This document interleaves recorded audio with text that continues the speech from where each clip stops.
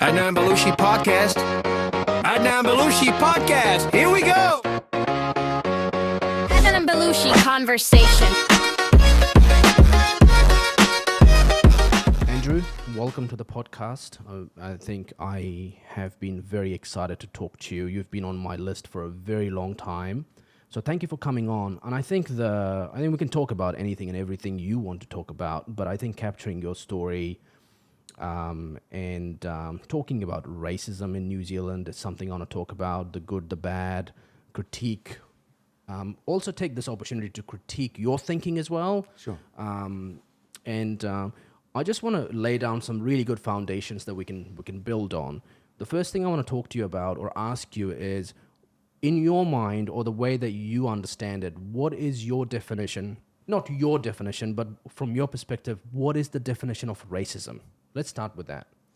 Well, someone once said to me, and I'm referring to our Indigenous people here in New Zealand, the Māori, someone once said to me that Māori are lazy. Okay. Māori fill our jails. Right. The Māori elite, they use the settlement process of stolen land for their own personal benefit. And the rest, they just want handouts. They'll take a benefit rather than work. Yeah. The Māori language is dead. What a waste of time. You can't speak it anywhere else in the world. We've got to drop it. Anyway, the past is the past. You know, they need to shut up about the past and get on with it. Right. In any case, we're all one now. You know who said that to me? I said that to me. Right. My name is Andrew Judd, and I'm a recovering racist. To your question, my journey and my answer to that was one of personal reflection and deep inner searching of who I am, how I fit in a country that was colonised, a descendant of colonisers, and engaging in a people who are Indigenous to a land, or First Nations people, whatever makes people feel safe around that label, in a way that I had never thought of or done in my past. Yeah. Because to me, when I reflected on myself, the way I reacted towards a different culture, and in this case Māori, but I can extend out to all other cultures actually. Yeah. Racism is a global issue. Well, Not an issue, but let's say that it's a thing. Maybe we can say it's a bad thing. But in terms of human evolution, somehow we've ended up with it and we understand it and we can define it. Well, so to your question directly, so for me, and I can only speak for me, what I decided to do within myself was take some critical thinking within who I am as a person, a human being, a New Zealander, and at that time a mayor of a small city here in New Zealand, in terms of what did I understand racism to be? Had I ever experienced racism? I certainly had a reaction to different cultures that I could feel within my own vibe, my own feeling, my own thoughts. I could hear bad things said or done to other cultures, which in part I agreed with in a way. I never acted out. Gave myself permission to never think I am a racist because I didn't really know what racism is. In that, I've never really experienced it. Yes, I've had bias, of course. There's loads of different biases. I'm not particularly tall or athletic, or I'm not an academic. Yeah. I wasn't born into wealth. I mean, there's loads of different biases around human nature. But racism, what does that mean? Particularly, what does it mean to me? How have I acted out my ignorance? And right alongside racism, I have to say, and again, just for myself, was culture. Because as a New Zealander, what is my culture? And if I don't or can't identify with what I might feel that to be, where does that place me on my sense of belonging somewhere? Because here's an odd thing. Those things I laid out at my introduction, I broke down one by one. And by way of an example, and I used to say it a lot, we're all one now. We're all New Zealanders, come on, we're all one. And I heard it on marae, actually, a kaumātua, a Māori leader, say, well, if we're all one, let's all be Māori. That really struck with me. Yeah, it's a good one. Well, because that's right. Yeah. Well, I'm not Māori. Yeah. So what did I mean by one? Yes, we're all human beings, we've all got one law, one passport. But culture, how do I identify? I'm not English, I'm not American, I'm not Australian. I was born here in New Zealand. Yeah. My ancestors arrived here Yeah. and colonised, because there's certain aspects of history that are undeniable. And by colonisation, there's loads of strands we could talk about, the pros, the cons, the bad, the good, all of that took place and continues to take place. Yeah. But in amongst that, how do I identify? Because here's the curious thing for me. I would certainly grab aspects of Māori culture that I felt I could take to suit me. The haka before a rugby match. I felt I had a bit of ownership to that. Or, oddly enough, I would get a little bit emotional when I saw a really good haka before an All Blacks game. But I asked myself, why? I can't speak te reo Māori. I don't understand Māori culture. I'm not Māori. Why did I think that somehow was mine? Pōwhiri with visiting dignitaries from overseas, welcoming on to New Zealand, and you see it at the airport all the time. I'd have a sense of connection to that. But again, I'm not Māori, I don't know. But where did that come from? Yet anything real with Māori in terms of our past, including Māori in decision-making, having Māori schools, the Māori flag, I would feel the heckles stand. I couldn't cope with that. And I thought, why do I react like that? Where does that come from within myself? And I would challenge, as I try to say, critical sort of thinking. So I thought, well, surely I'm not racist. Surely I'm not. I mean, what's my go-to reference or comparative for racism? Well, KKK. Well, I'm certainly not that. Another one you'd often hear is a great deflection in a sense, or a common one is, well, at least we're better than Australia. Till I thought to myself, Australia. Then I thought, hang on a minute, I'm giving myself permission to exclude myself from an action that I never experienced against me. Yeah. What does that say about who I am? So would you say the definition of racism is basically looking at a person to be inferior to you based on their race? Now, their race could be their culture, their identity, their skin color. Would you say that's a good definition of racism, that you look at me and I'm brown and you're white and you would say, okay, you're inferior to me, you have less opportunities, you can't speak your language, blah, blah, blah. Is that a fair definition of racism? Also, obviously to clarify, I'm not an academic, so this is just my personal opinion and lived experience. Yeah. And I think we just want to establish a bit of a base around what's discrimination, what's inferior, what's racism. But yes.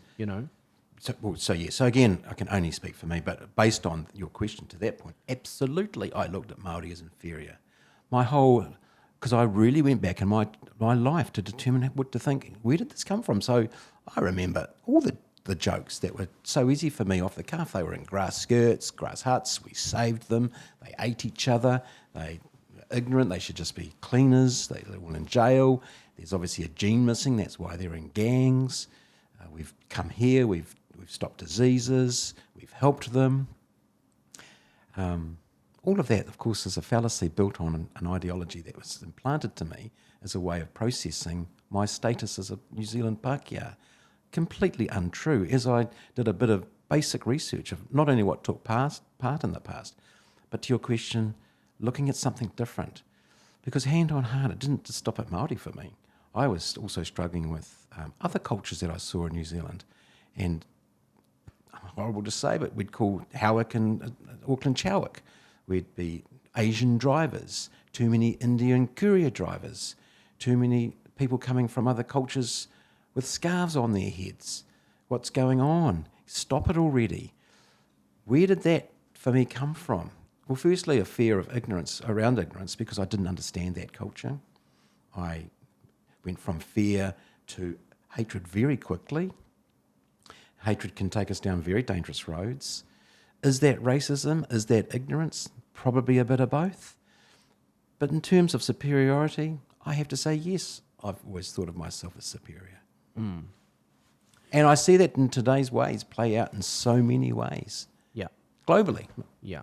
So where did you pick up all of these things? Let's start with your childhood. I think you've said in the past that your parents never had any interaction with Māori, and you grew up in Masterton. That's right. And you've said too white. Let's start with your household. It's probably your first memories, if you can go back.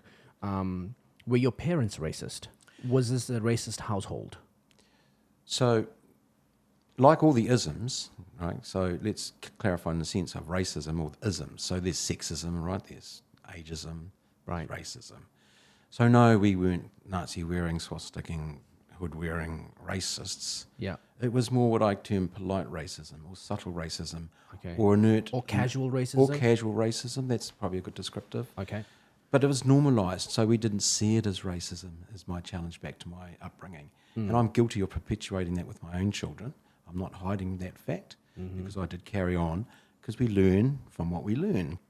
I mean, it's no denying the first few years of our life determine our attachment styles, don't they, and our view of life and world.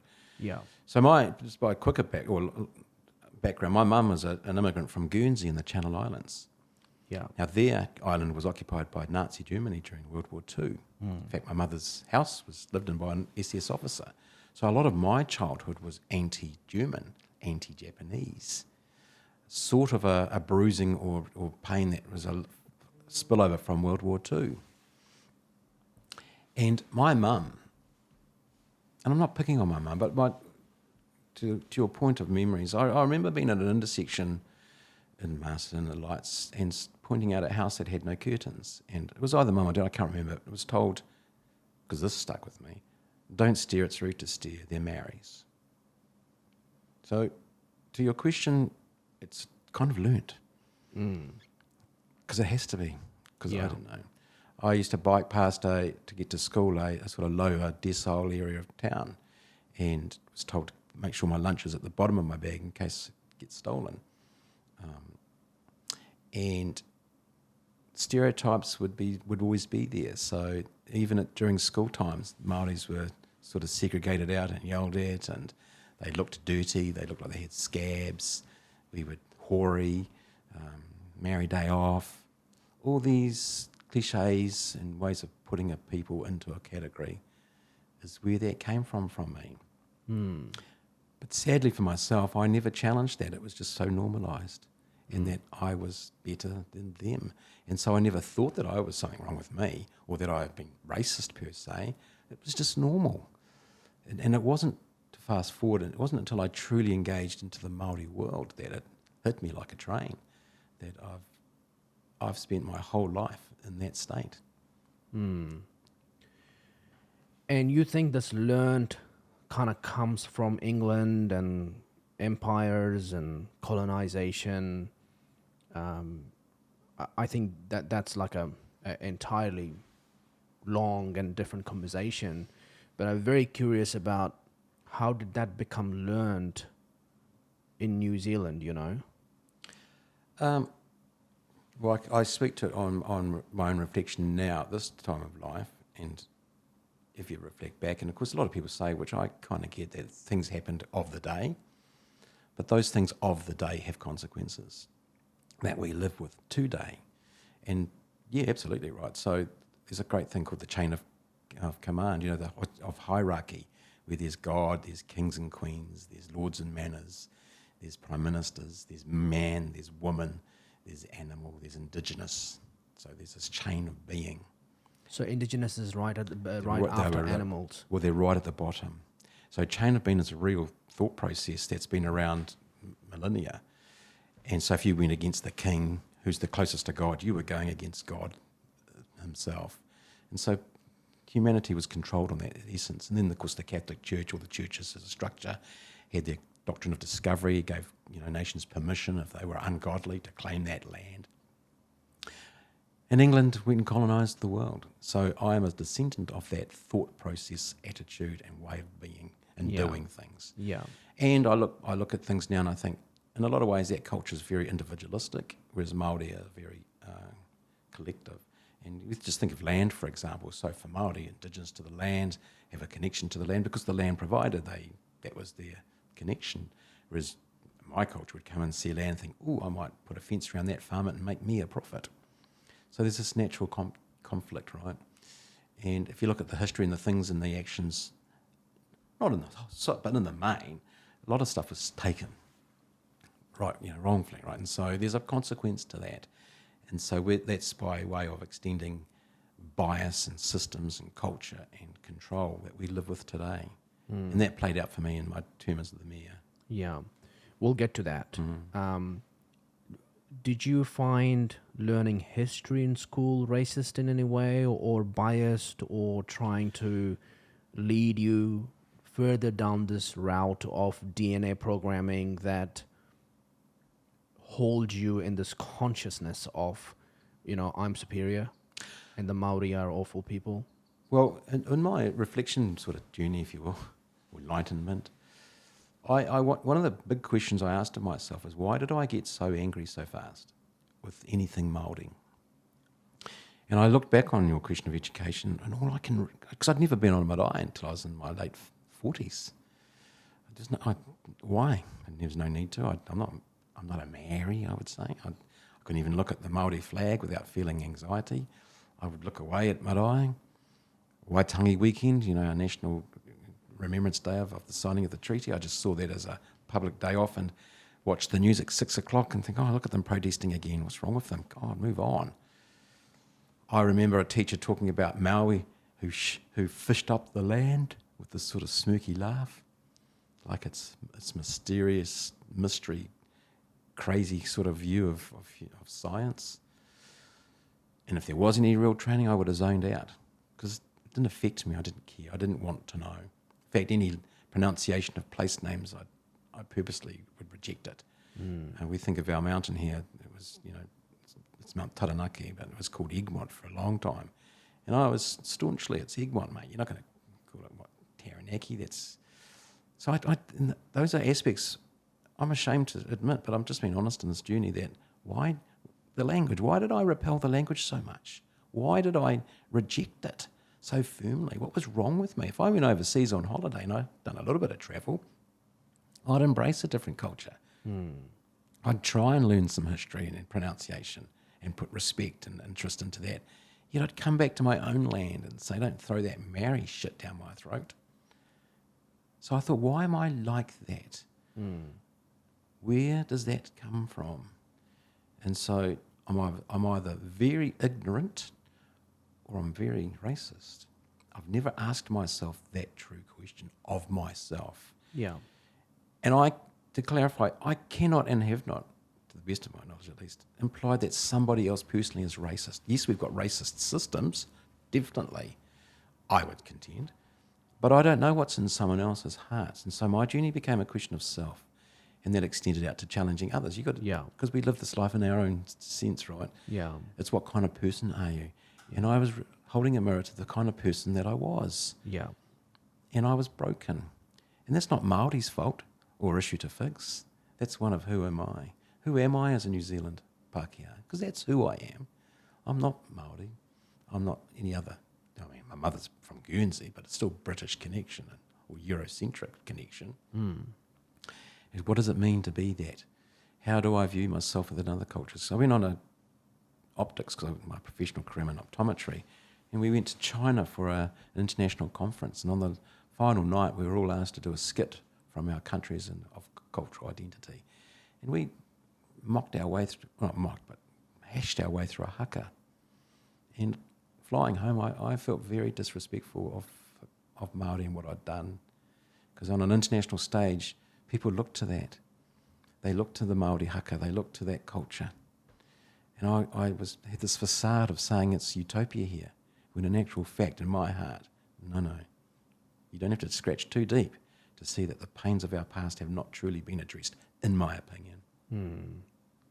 Yeah, you sound like you've had a very profound awakening experience in this world of consciousness. Your DNA carries a lot of information. Yeah. And most of the information we have in our DNAs we can't unlock, but we can, through experiences like yourself, courage, facing your fears, getting into this zone of uncomfort, getting out of that comfort zone, and I've read online that a lot of Māori leaders criticize you for being this kind of like white savior for the Māori people. When I look at your story differently, I feel like you are having a personal journey experience of yourself. And if anything, you very much influence and inspire Pākehā white New Zealanders to kind of reflect among themselves individually or in group through your story to explore how they can, challenge their fears or racism and things like that. And I think it's an interesting one because I grew up in the UAE, and we have class systems. It's very clear. The indigenous Arabs are on the top. The white people are second in the list because they bring the knowledge and build the country, drill the oil, build the bridges. And the Asians are the third class in the system who actually do the work, the labor, and have less rights, but they benefit in a positive way, that they get a job and a salary that they can't earn back in Nepal or India or Bangladesh, right? And but coming to New Zealand 17 years ago, the racism hit me here like a wave of tsunami. So it was everywhere, you know. And it took me a long time to figure out what it was or how it was constructed, because it's unique in its own way. And racism has evolved in New Zealand over the last 150 years in its own unique way. I met a couple who I was working with, New Zealanders, and we became friends, and we came to New Zealand. We decided to build a business in New Zealand. And for me as a 23-year-old, 22-year-old, that was like, I'm investing and I'm going to a different country. I think in my DNA, I was very strong about that I'm a settler. I love to travel. I'm going to a new land and I want to do new things. Long story short, it took me a long time to figure out that they were very racist, these people. And it came up on things like, you know, I would say, oh, you know, I'm having a kid and I want to name my child an Arabic name. And they would berate me that give it an English name. You're a New Zealander now. Don't give it an Arabic name, blah, blah, blah, blah. I found that personally, the experience was very racist, right? And long story short, I went through a separation, a divorce, and I was exploring using the legal justice system to make sure I cover myself and this and that. And they would tell me, never take this to the court because she's white, you're brown, the system will always see you differently and you're inferior to the system, right? And they would have many very uncomfortable conversations about their life in West Auckland and the way that they would talk about Māori. It really awakened me to this reality of the racism that exists in New Zealand, how people talk about it. And I've experienced it in the recruitment system. I would say it's more sort of less racism driven. Maybe there's a lot of casual racism in there, and more bias, class system bias. So they will look at your name on a CV and they're like, no, that's not a white name. Right. So, you know, and I went through a very confusing stage in New Zealand in my early days thinking, should I have a white name to get through the system? And my friends would just beat me up about it and say, no, you need to own, you need to be unique, you are different, and you're an anomaly in the system, you do you. And I think that's probably some of the best advice that has led me today, that even I'm a New Zealander as a citizen, and I own that, and I own the values, and I assimilated really well in the culture in my own unique way, but I have not forgotten the fact that I'm an Arab and my history, my ancestry, and I pass that on to my kids. And my experiences with Maori is very fascinating in the sense that I've always been interested in computers, not in cultures. As a young kid, I was never interested in my culture, my religion. I was very quick and blunt in saying, leave me alone. I'm not interested in praying. I'm not interested in learning the Arabic. I'm interested in computers, right? That was just how I was. So for me, it's all about, I'm going to engage with a language or a person if it's of interest to me or if it's aligned to what I'm trying to do and who I want to work with. And it's all designed around my interests and passions, not so much, oh, I'm not working with you because you're Maori, right? And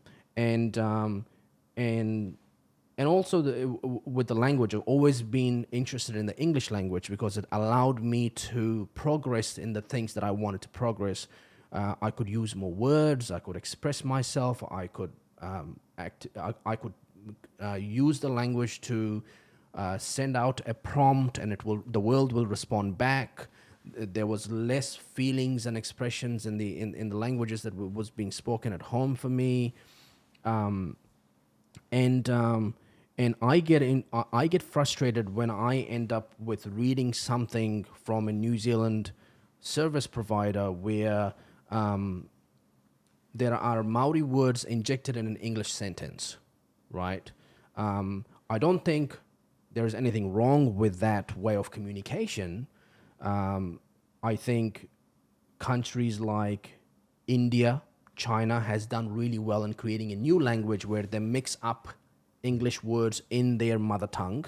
I think that's have done wonders for them in terms of boosting productivity and economy and stuff like that. But what they have not done, which I see New Zealand do a lot, is they replace their original language with that language, right? So, for example, if you go into the website of the correspondence school, distance learning school in New Zealand, on the top right corner, you will see languages that you can choose to consume this website. I should say in New Zealand, there's about 150 different languages that are spoken. Right, it's not just Maori and English. There's 150. There's Chinese, there's Samoan, there's Fijian, there's lots of them, right? Indian, Hindi, Urdu, but in this website, what caught my eye was there's two options. One is the Maori version, it's full Maori, and the other one is the English version, which is half English, right? So I'm like, well, I can't read this. Like, how do I translate this, right? So I was interested in that moment and not in racism or making racist comments. I was trying to solve a problem to do with education for my kids, but I just could not consume that service. So my feedback was, great, I think you should do this, combination of two languages, but let's not replace the English version because 95% of the people use that language to solve problems. So we just want to make sure your services are accessible to us, you know. So I feel like there is a fine line between the positives of race, the identity of race, and there's a lot of things I would not like to see lost in this world. So if I look at, you know, like I grew up in a post-World War II world, it's all about economy, prosperity, tourism, right? So I don't want to lose the culture of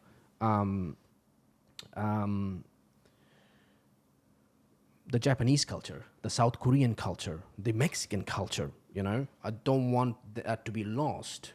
And I think we can debate about how that might be lost and might be preserved, right? And I don't want to lose the Maori culture. It's growing. There's the second largest group of people. I think it's the fastest growing group in New Zealand. And it's beautiful in its own way. We don't want to lose that. And at the same time, you kind of have this entire negative aspects of the race class where we start to attack people because certain group might feel fragile. And it's safe to say in New Zealand, there's a lot of white people the white class feel fragile, that they're a dying group of people. Most, I think, is self-inflicted. I mean, you know, if you go back to your couple of generations, you guys were having 7 kids a household. Now it's one and a half, right? So if you don't have enough kids, what do you think is going to happen, right? Where it gets a bit gray for me when I look at these two things is it's something I've realized in New Zealand, and it's almost like if you go into a pizza joint, you would expect an Italian chef making pizza. That's what pizza shops are about, right? They bring their generations worth of pizza experience. And you go to New York, pizza is very famous because these Italian Americans have been doing it for 100 years. It's kind of stayed in that way. I see more and more in New Zealand, Italian shops, it's Indian chefs making pizza, right? So not that my first view is I'm going to judge it or I'm not going to have that pizza because it's an Indian guy that's been brought in through an open politics system. This idea that we don't have enough people, we need more short-skilled people. Somehow that's a short-skilled thing. Then you place it in here and you can have a pizza, right? So I observe that and I find that sort of not the normal way of how culture works, like Italian pizza shop, Italian connection, you make a pizza and there's a story behind the guy, his knowledge of making a pizza, and then we enjoy that, you know. You go to the pizza shop in Bell Block, it's all Indian chefs in there. You go to the pizza shop in Owakura, Black Sands, it's Italian from Naples guys making pizza, right? So I see both sides of those sort of. Firstly, I'm awakened and I can see that, right? That's the point that I'm making. Second is, what is the health? How do you have a healthy debate about that? And how do you preserve cultures and food and everything and identities, the good? And how do you try to explore in a curious way the things that might be at risk of losing, right? So I find that very fascinating, trying to navigate this in a way that doesn't feel like a minefield, but feels like we can actually openly talk about this, the both sides of the spectrum. So you've made a heap of points in all of that, I have to say. That's covered quite a few bases. So let's pick up firstly, I guess, on the language. So, and again, because I can only speak for me and how I pull myself up. Because I've had those exact questions of myself on my journey. And I refer to myself as a recovering racist because of how I feel I react to certain things to this day. Because what you've just mentioned, I have some trigger points around. So I'll just share some of the thoughts that I've had and how I've unpacked that. Because I've learned to pull myself up.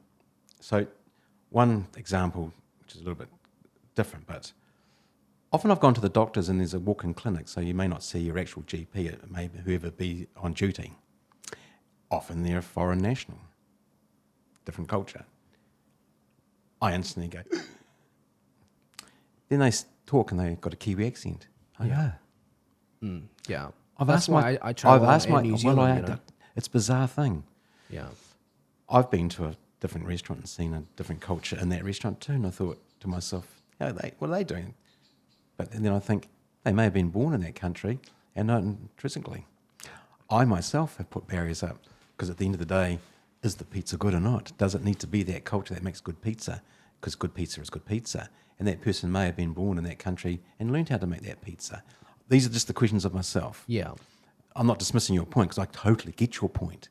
Yeah. And it's a complex, difficult space because behind all that is the world has opened ourselves up to so many cultures coming in with each other. Yes. And I think it's happened at such a rate we haven't prepared ourselves in the way that we probably didn't think to prepare ourselves. Yeah. And the problem with that comes conflict and differences and silos and fighting and war and destruction. Yep. That's probably a bit extreme, but it pretty much is, right? Yeah, it is. We're seeing that happen in the Middle East. It's all just it's happening too fast for a lot of people. And so for me, I always reflect on myself. I think, Andrew, pull your head in. You know, these people also love each other. They want the best for each other. They want the best for their children. They want to be healthy and succeed. Just because they look different, sound different, act different, doesn't mean fundamentally we are different in the sense of being human. So that's a starting point, right, for me. We are all human. But there are massive differences that make me uncomfortable. Mm-hmm. I mean, I'm not Māori. There are aspects of Māori culture that aren't, because it's not me. I don't connect to that. I've not been exposed to that through my life. Yeah. I'm not dishing it. What I've realised is that that is their right to be them. Now, if we go back to your first conversation around language and the introduction into English and Māori, etc., It's very complex because so much was taken and done. So then I go right back and I try to always empathise as to how it must be to be that other person or culture as much as I can from a human perspective. And what I mean by that is, how would I feel if I wasn't the Indigenous person and this other culture comes in en masse? And before I know it, I'm not allowed to speak English anymore because the majority now speak a different language. And we don't know what to do, we're struggling, we think well, maybe that's the thing to do, we should maybe learn that language.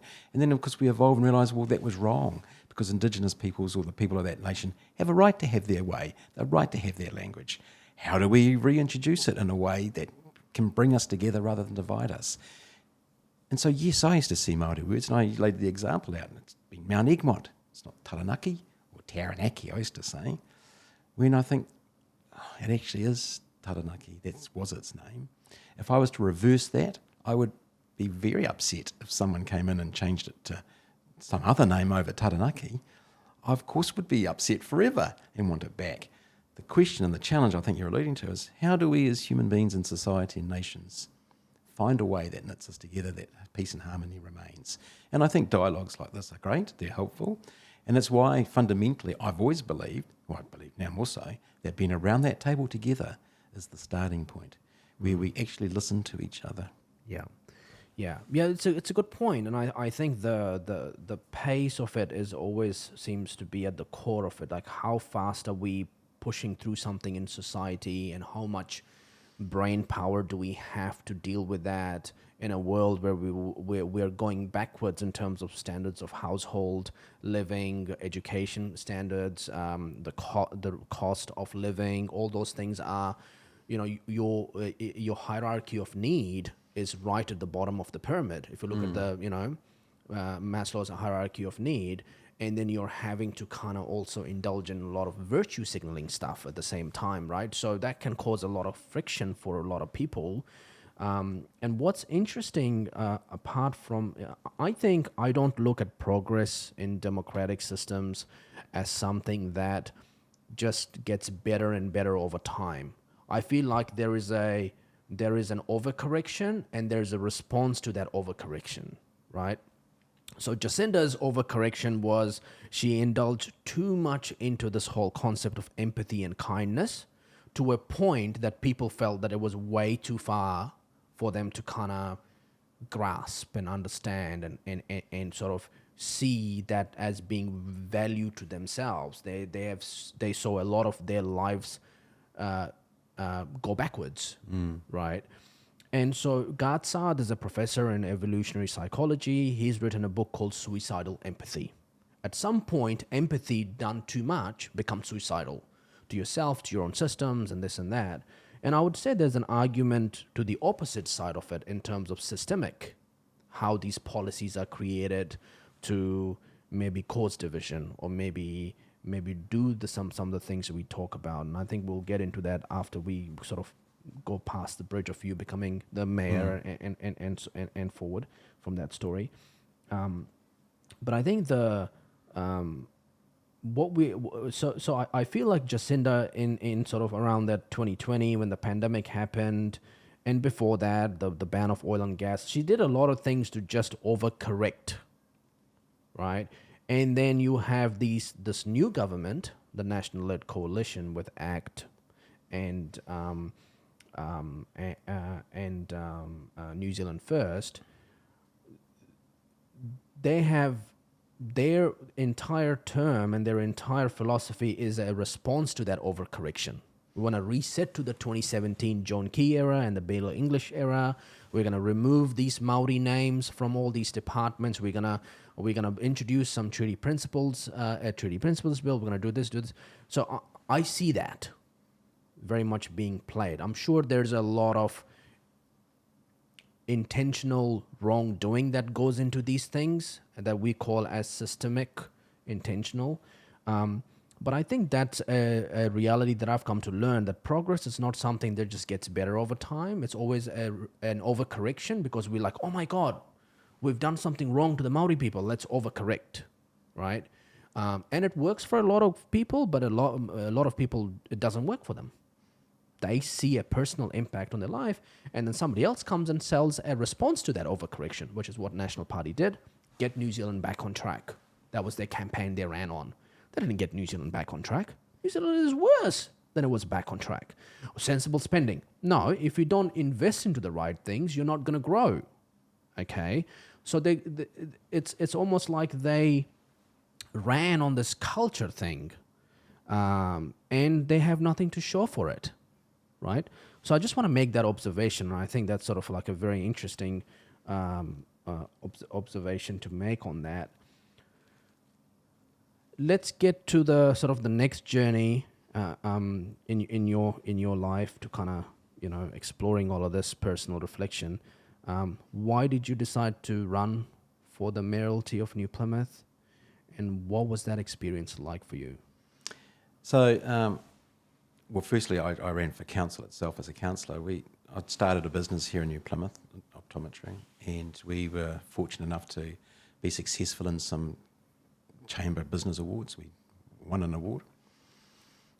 Actually, I'll go back further. I started the business, and the council of the day was altering the parking meter in town. It was tripling the price of parking in town. Yeah. And I'd never been political that directly in my life. I'd focused on just living life, you know. Yeah. Never really thought of politics. And somebody said, "Oh, you should stand for council." And I never really thought about that. But long story short, threw my hat in the ring. It was I ran on fiscal responsibility because I'm fiscally, I can say myself as fiscally conservative ideologically. Yeah. Socially, perhaps left, but physically, fundamentally for finances. And got in. I polled second highest. I was astounded. And I entered a world that, to be honest, I should have researched perhaps better. My only governance experience prior to that was I was on a rugby committee in Huntly many years ago. I was on the committee. This was bizarre. This world I'd walked into called local government was nothing like I was prepared for, B, really understood how it worked. Yeah. And so the mayor of the day was Peter Tennant, and he said to me, "My advice to you, son," he said, "son, is to breathe through your nose and just take it all in." But of course I was chomping at the bit, because when you campaign, it's kind of combative, really, because you're putting yourself forward to win a position. Yeah. And so, look, it's easy, and I'm just as guilty as anyone in the sense that it's easy to go for the emotive stuff. It's easy to be the dog whistle. It's easy to pick on what people feel the pain on and say, "I can fix that or change that." Yeah. There's no denying it. It's politics 101, right? Yeah. Yeah. Whether you can or not becomes, to your point, really is arguable, right? Yeah. And we could talk about that for hours, because everyone's got a perspective on whatever decision gets made or not. Yeah. But here I found myself there and confronted with things. By way of example, the big one for me was this difference between management and governance through way of legislation, and the amount of rules that are put on councils from central government that central government don't have to live by. And so it was the first 2 years was quite a journey for me, and a lot of the times thinking, what have I done? I should be focusing on my business. Yeah. But, here we are. We could be debating the placement of a toilet block on a park for hours. Yeah. And we're arguing. I felt like children arguing over the remote control while the poles of the house are collapsing. That's what it feels like every time I look at council stuff. It's just like so pathetic and childish. Even governments can be petty and silly. Yeah. Because what's within that is power control. And at its fundamental, rudimentary level, councils are a numbers game. If you've got the numbers of whatever the recommendation or the debate of the day is, if you've got the numbers, you can get things done or through. And you're all elected equally. You only got one vote. The mayor, as such, has no extra authority. The only authority a mayor has is the ability to persuade, because of the title, really, and has a more direct line to the CEO. But fundamentally, a mayor and councillors, it's equal votes. And there's fractions within a group, because you don't choose each other. And it becomes very combative, very intense, because you're under a lot of pressure, not only from yourself and your friends and your family, mostly from yourself, really, because you've campaigned on something. You might find you get information that you didn't expect or would fully understand, which makes you think, ooh, I didn't realise that. Yeah. But I've campaigned on making a change. You made a promise. Yeah. So I did. So I was found myself starting to enjoy it because you get to learn some pretty cool things too, and you can be part of some really big decisions. Yeah. And some very tricky ones. There was often many times both sides were right and both sides of the argument, that is, were wrong. Yeah. But you've got to make a decision. It's called leadership for a reason, right? And so then it becomes, do I vote away to stay in my populace, or do I vote away, which now I think is probably the best way? That's a personal thing for politicians. Yeah. Yeah. And so this during this time, did you experience racism? From the council governance or from the management or central government? So when I looked, thanks for that. I look back. So I distinctly remember sitting next to a councillor and we were debating something about some land, which was Maori land, I'd say Maori land at the time, saying, what's the difference between an iwi and a hapu? I look back now because I had no knowledge of anything Māori. I had no knowledge of our history. I didn't want to know. They had a committee for the Maoris. I never went to one of those. It didn't affect me. Why would I care? So was there racism? There was certainly bulldozing of process. And what I mean by that is every time you have an agendaed meeting at the very end, maybe the same now, I'm sure it is, there was like a list of checks you had to do. Does this meeting and our decision meet the local government acts of law? Have we met with our financial planning? Have we engaged with Māori? And they'd often be ticked. And I remember hearing a councillor ask one of the officers, who engaged, it was an issue that related to some land with hapu, who did you engage with? And the officer saying, well, we wrote a letter and never heard back, so I thought we're good to go. It's embarrassing, eh? And I thought, then when I look back and I thought, well, fair enough. Now that I've engaged in it, how horrendous. And so, no. So was it racist? Probably just, I don't know. It was in their hearts, but certainly by way of process, it wasn't inclusive. Yeah. And one thing I never realised, and it still remains today, and people argue it and don't like it, but it's a fact. I can't change the fact. I'm part of history in my time. Yeah. I wasn't there then. But legislation is legislation. And one of the requirements on councils is to include Māori in decision making. Right? That's by law. The Local Government Act tells councils you must include Māori in your decision making. The challenge, if I was fast forwarding to my mayoral position, was, well, how do you do that in a way that's authentic and real? Right. Because if you're asking me to do it by law, hey, you voted for me to represent you, I'm going to follow the law, am I not? Yeah. You don't want me to be illegal, surely. How do I do that? And that's so ambiguous and so explosive and so divisive. Is that law the right way to look at this? Because you would sort of kind of argue, like, I'll use a different example, but we'll come back to this. Like, one argument I've heard is, why do we need a Maori party in Parliament to kind of create this illusion that they represent Maori when you have so many Maori people spread across all different parties? So you can make the argument, if you statistically look at the numbers, you can make the argument, which you can debate and discuss, that Maori are overrepresented, right? Can I answer that point? Yeah. So, because I have a comic analogy for that. Yes. So I'm not an active Christian by any means, but I'm confirmed Anglican. Mm-hmm. Now, there could be Anglican people in all the political parties, or there could be the Anglican Church voted by the Anglican ministers to speak for the Anglican people. Mm-hmm. So just because I'm Anglican in a general party does not give me the mandate to speak for the Anglican Church. Only that Anglican Church can do that because they have the mandate as the representatives of those people. In other words, because you're Māori in a national party is different, in my view, as opposed to being voted by Māori in the Māori party, by the Māori people. And the difference that gets lost, I think, on some people is because in New Zealand we have two electoral roles. There's the general role and there's the Māori role. So that's by way of history. We can debate that, but that's what it is. Mm. So if you're on the Māori role, you are, as Māori, you whakapapa Māori, you are authentically saying, I'm Māori, I'm on the Māori role, I vote for my Māori representative. Mm. And so the Māori party hold those Māori ward seats.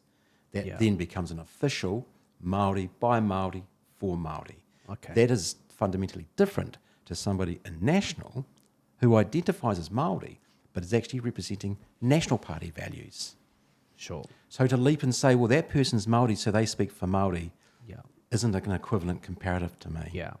I guess the conflict, this kind of like if we explore, I want to go back to your mayoralty, and I'll come back to this, but I quickly want to say, like, when you try to explore solving or two different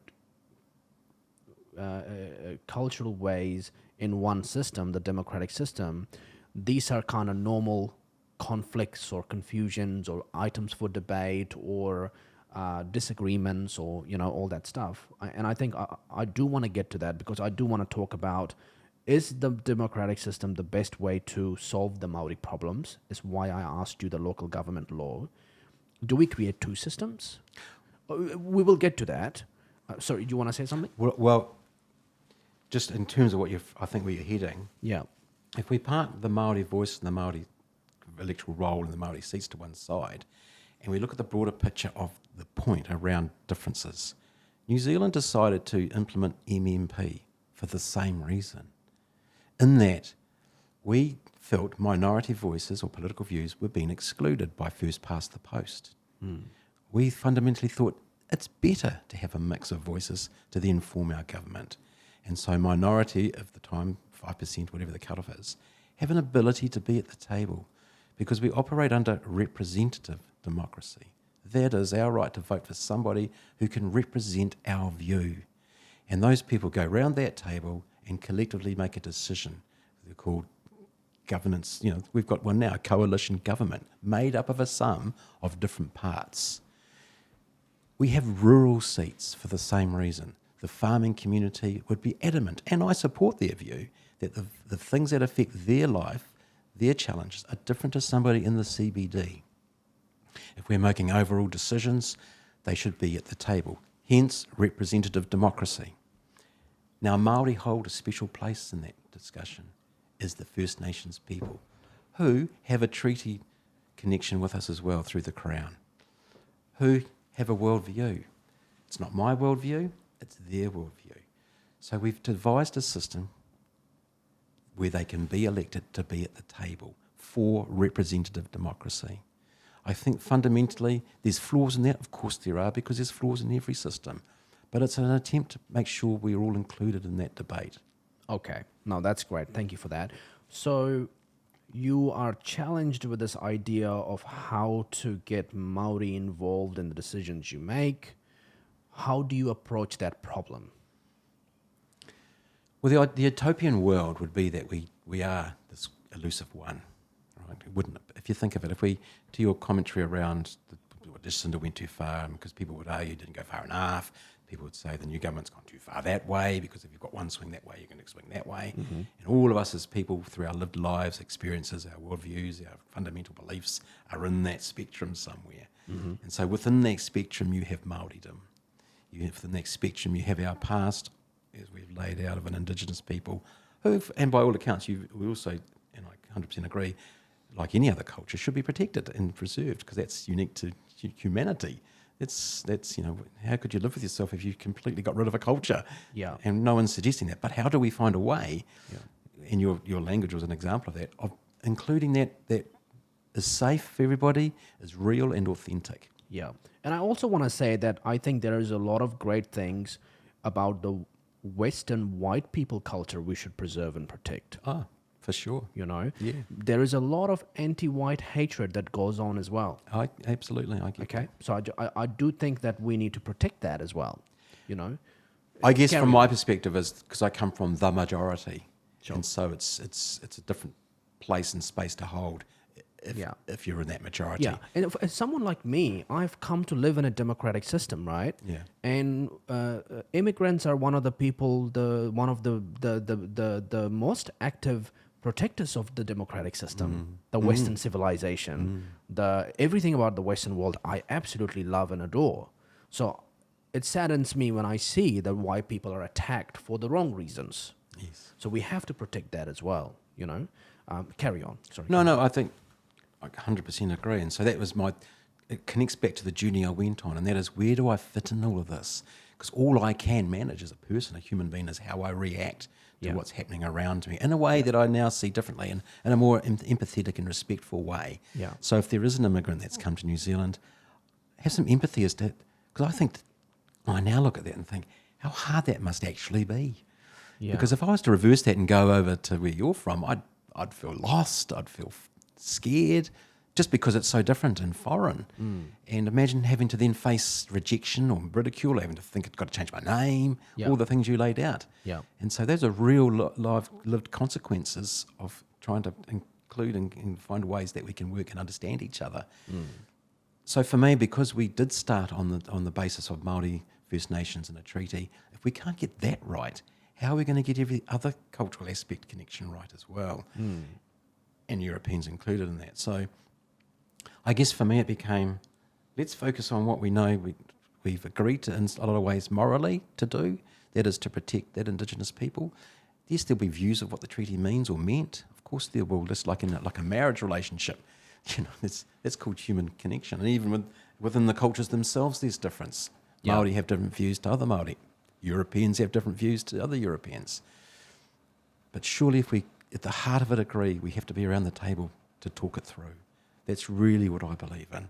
And we've proven that we have put systems in places to do that for other worldviews, whether that be political or rural or urban. Why do we get bent out of shape when it's for the Māori view? That's the challenge I had of myself. So your solution, you're a counsellor, your solution to solve that problem around getting Māori better represented was introducing a Māori ward, and is that what you ran on to be the mayor, or can you just run that through your process of that? Right, so go back to the story. So I got onto the council, I ran a second term, and then I was going to pull the pin. Okay. Because my business was suffering, my family life, because it takes a lot of personal time. It's quite stressful on a marriage, children, whatever. Yeah. Well, not whatever, but of course it does. But hey, I was a politician, I got an ego, and a group of businessmen came to me and said, we've got to get this previous mayor, who was a ex-Labour MP, out. We need some business acumen. We'd support you. Right. And I thought, well, I'll give that a nudge. Why not? What I actually ran on was financial stability. We were facing increasing debt, increasing or decreasing infrastructure priorities, ageing population who are on a fixed income. The rates were projected to double. We weren't, and this is my view, political view, we weren't being honest about that financial position. We were still touting doing perhaps what some might call vanity projects, running council in a way, and it's no different to a household budget. You've got to prioritise. It's some things you've got to cut. Anyway, that was my thing. Little did I know that one of the jobs of the mayor is, although you don't have any direct authority, you just lead a council like the chairman of a committee. You put in place recommendations for the structure of council, and by that I mean committee structures, because the work councils do is huge. The workload is ginormous, so you spread that out, just like government does with select committees. In a sense, actually, you have different, and you have portfolios for ministers of the Crown. Same thing, right? Minister of Justice, Minister of Police. So councils have similar sort of approaches. Which is quite bloated, just generally making that statement that when you compare New Zealand kind of like, public servants, or the way that it's structured, and the committees and the decisions is made, and the amount of agencies we have to other nations, it's a lot, which can be all sorts of different issues, efficiencies, whatnot. But carry on. Well, it's very British, so that's that whole. It is British. The whole chains, the whole structure, the layout of councils, the layout of Parliament with the two sides. If you've done research, very British. The sword Even distance. Canadians do it. Very British. Well, it's because we're all colonised. Australians do it. We're all colonised countries, so we're mini versions of England, which is what it is. Yeah. But so in putting to place together these committees, council previously had what was called Komiti Māori, so it was a subcommittee of council for Māori issues. And so for me, my first challenge as mayor was twofold. The first one was Te Atiawa, local iwi tribe, was going through a treaty settlement with the Crown. And they said to me, look, we're wanting to transition from grievance to participation. And with all due respect, the structure of that Komiti Māori is we don't have the people or the time to really focus at that level. So we probably won't engage in that. So naturally, I'm keen. I want to make things. What would work then? Well, you have your next grade of committees where you can appoint people to. In fact, we hear it debated a lot at the moment about so-called unelected people having a vote. Well, councils can they can delegate most decisions, just can't delegate setting rates and bylaws, etc. But you can delegate a lot of decisions to subcommittees for discussion, have a vote and put their recommendation up to the full council.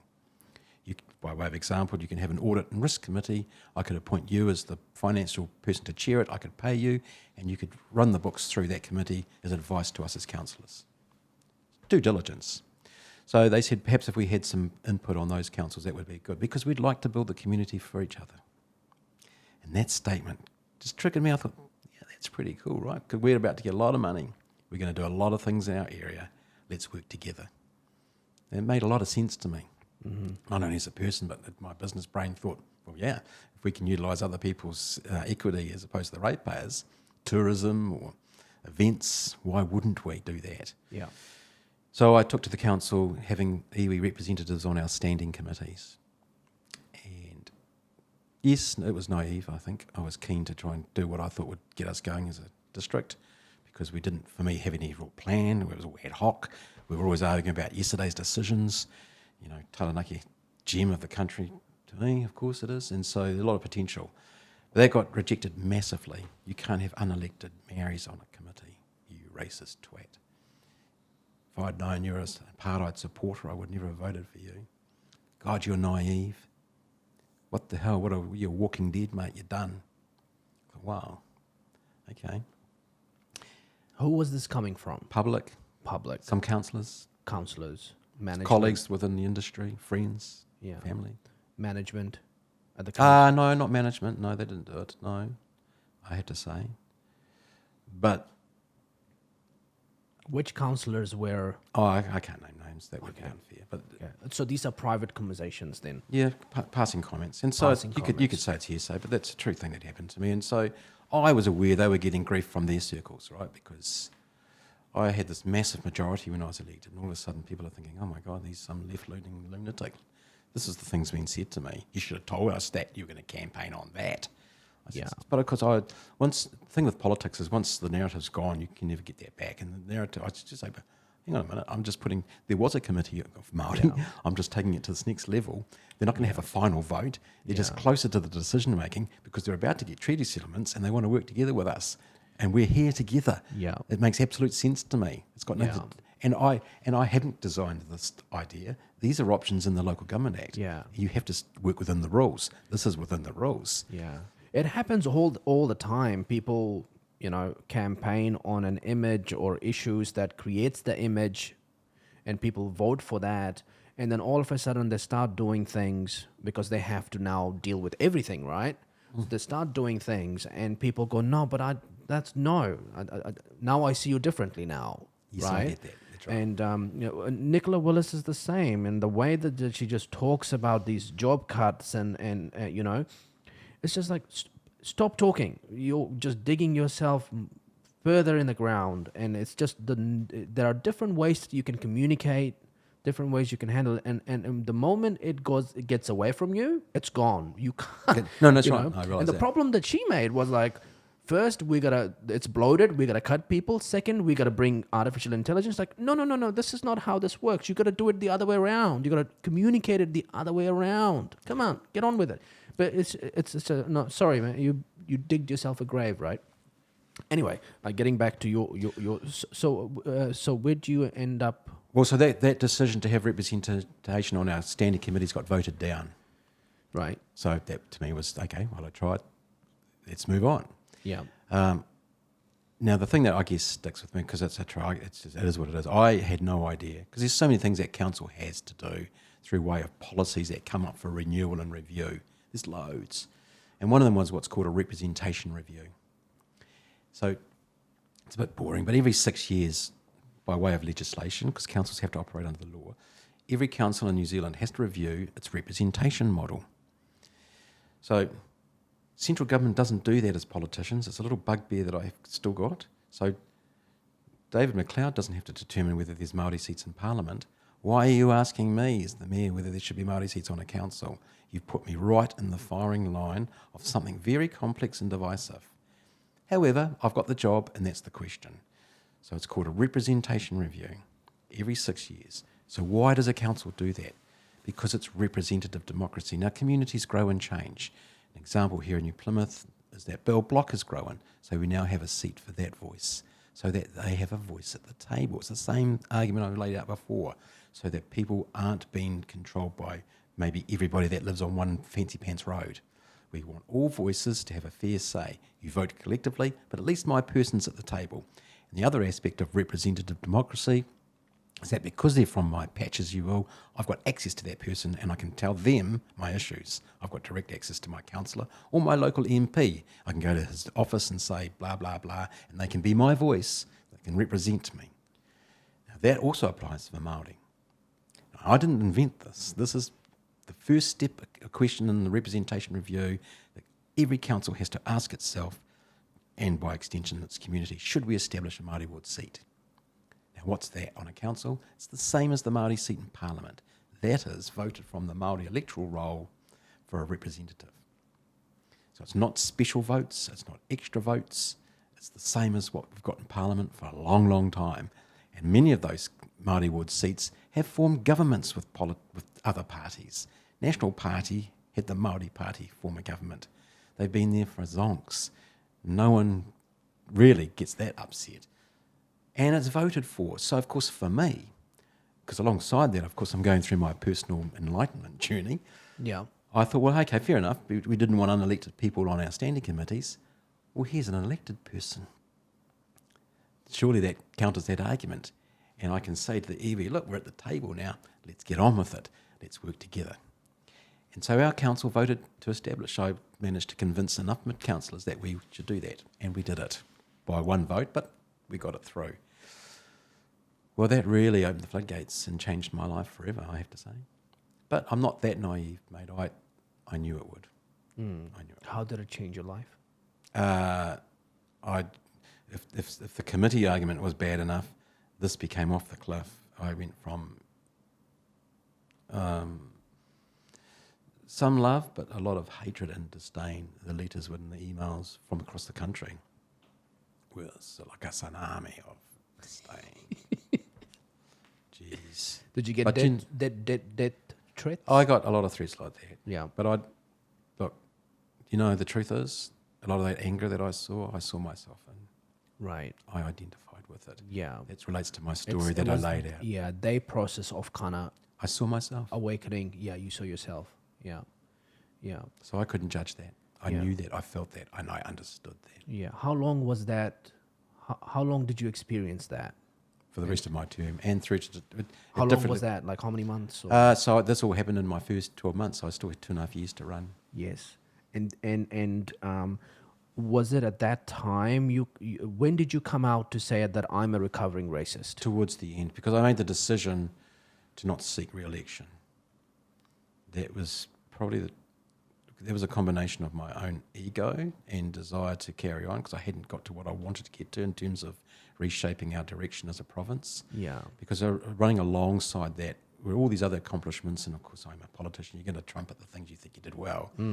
But by a couple of examples, Air New Zealand was a shareholder of our airport, and we couldn't do anything, it was 50-50, we couldn't do the terminal up, we couldn't do anything without the government's permission.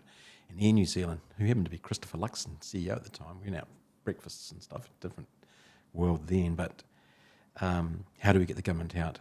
They wanted the terminal renovated first. We needed iwi on board to do all this stuff because it's on sacred hapu land and everything, so design the terminal. We got that through. Because what was happening was Air New Zealand said to me, how do we market Taranaki? Because you've got all these fragment pieces. And so to me, I looked at Venture Taranaki. That, to me, at least, was semi-dysfunctional in that it was very oil and gas centric, which was really working for the Crown, in my opinion, yet funded a lot by the council. And so if I've got a tourist operator like Air New Zealand saying we don't know how to market your area, that's an alarm bell to me. So we did a lot of work on re-establishing what I was putting in place at the time was a 30-year blueprint for growth. put a paper out about amalgamation. How would we react if we were forced to amalgamate? So it's very tricky stuff in terms of people's boundary protection. South Taranaki is very protective of their patch, which I understand that, of course. But the reality is, how do we, as a baby infantry of a district with 8 iwi settling, so there's a lot of potential for us to really think about where we're tracking in a way that is inclusive, is strategic, and we can all grow from. Oil and gas, for example, what are we doing if that, at that time I was arguing, if it wanes away? What if so all those things sort of played out? You know, we shouldn't be reacting to yesterday. We need to be thinking about generations down the road, because that's how I saw my role, not just to be there to stay there, but to make tomorrow's decisions easier, to not pass on debt, because debt limits your choices. And so we had some fundamental challenges to face. And another big one was the ownership of some Tasmanian farms. And so we needed to sell that. But none of that mattered, because everything was fixated on Māori wood seats. Yeah. The whole thing. So I knew that. Yeah. So I didn't want to be the bait for hate in a campaign. Yeah. Yeah. I realised have been. it's one thing to stand up for what you believe in. It takes another set of understanding to know when to stand down for what you believe in. And so I decided I won't seek re-election because it's too hurtful for us all, and we're better than that. But I haven't stopped in that space, and that's to the question of recovering racists. So I decided to use that experience to try and plant seeds for other people to reflect on themselves. Because if you don't know yourself, how can you engage in a wider system in a way that benefits us all? And did you feel like that was the kind of like the next evolution in your journey? Wow. And you did not? Did you stay involved in politics? Because I think a lot of the things you talk about, they were quite significant things in terms of the growth that this region has seen. Yes. And I think we should talk about that more, and I think we will talk about that in terms of where we are at as a region, as a district, as a country. Maybe you felt your personal journey something that you wanted to kind of prioritize, because you went on, did a TED talk. You were heavily involved in submissions around the Treaty Principles Bill. What was that experience like, and was that sort of a conscious decision you wanted to make? Because a lot of the characterization who Andrew Judd is online, it's all around that recovering racist, is that Māori thing, is he a white savior? There is not a lot about governance and business and management and the key decisions that were made by this person. And connecting those decisions to the realities of the growth that this region has experienced. Yes. Right. Yes. Well, we're all sums of the big part, so we've all played a part, to be fair. There's a lot of other people, of course. But for me, it became, and because people say you should campaign, my answer is, I didn't know. This hit me left field. My whole focus was on... I just thought you were doing a job based on the law that you need to engage them. But what happened for me personally was a realisation that we're broken. Right. We are fundamentally broken. Because of the pushbacks that you were getting, that kind of led you to that realisation. And my own internalisation of where I was coming from. That I was part of that brokenness too. Yes. And if we can't address that in whatever way that means, whether that's the language, whether that's whatever it is, those are other conversations, to be honest with you. I'm trying to take us right back. Because I don't think that we haven't faced truly what happened in our past. Because we're a young nation and we're trying to find that out. I think that's also one of the things that we've made a mistake around, and I think it's probably more a white colonization type narrative that was planted in New Zealand around us being a young nation. But if you go back and start measuring the nation from the point the Polynesians arrived here, I mean, we are almost 1,000 years old. By young nation, I mean the two cultures, or two lots come together. Yes, sure. Cool. Yeah.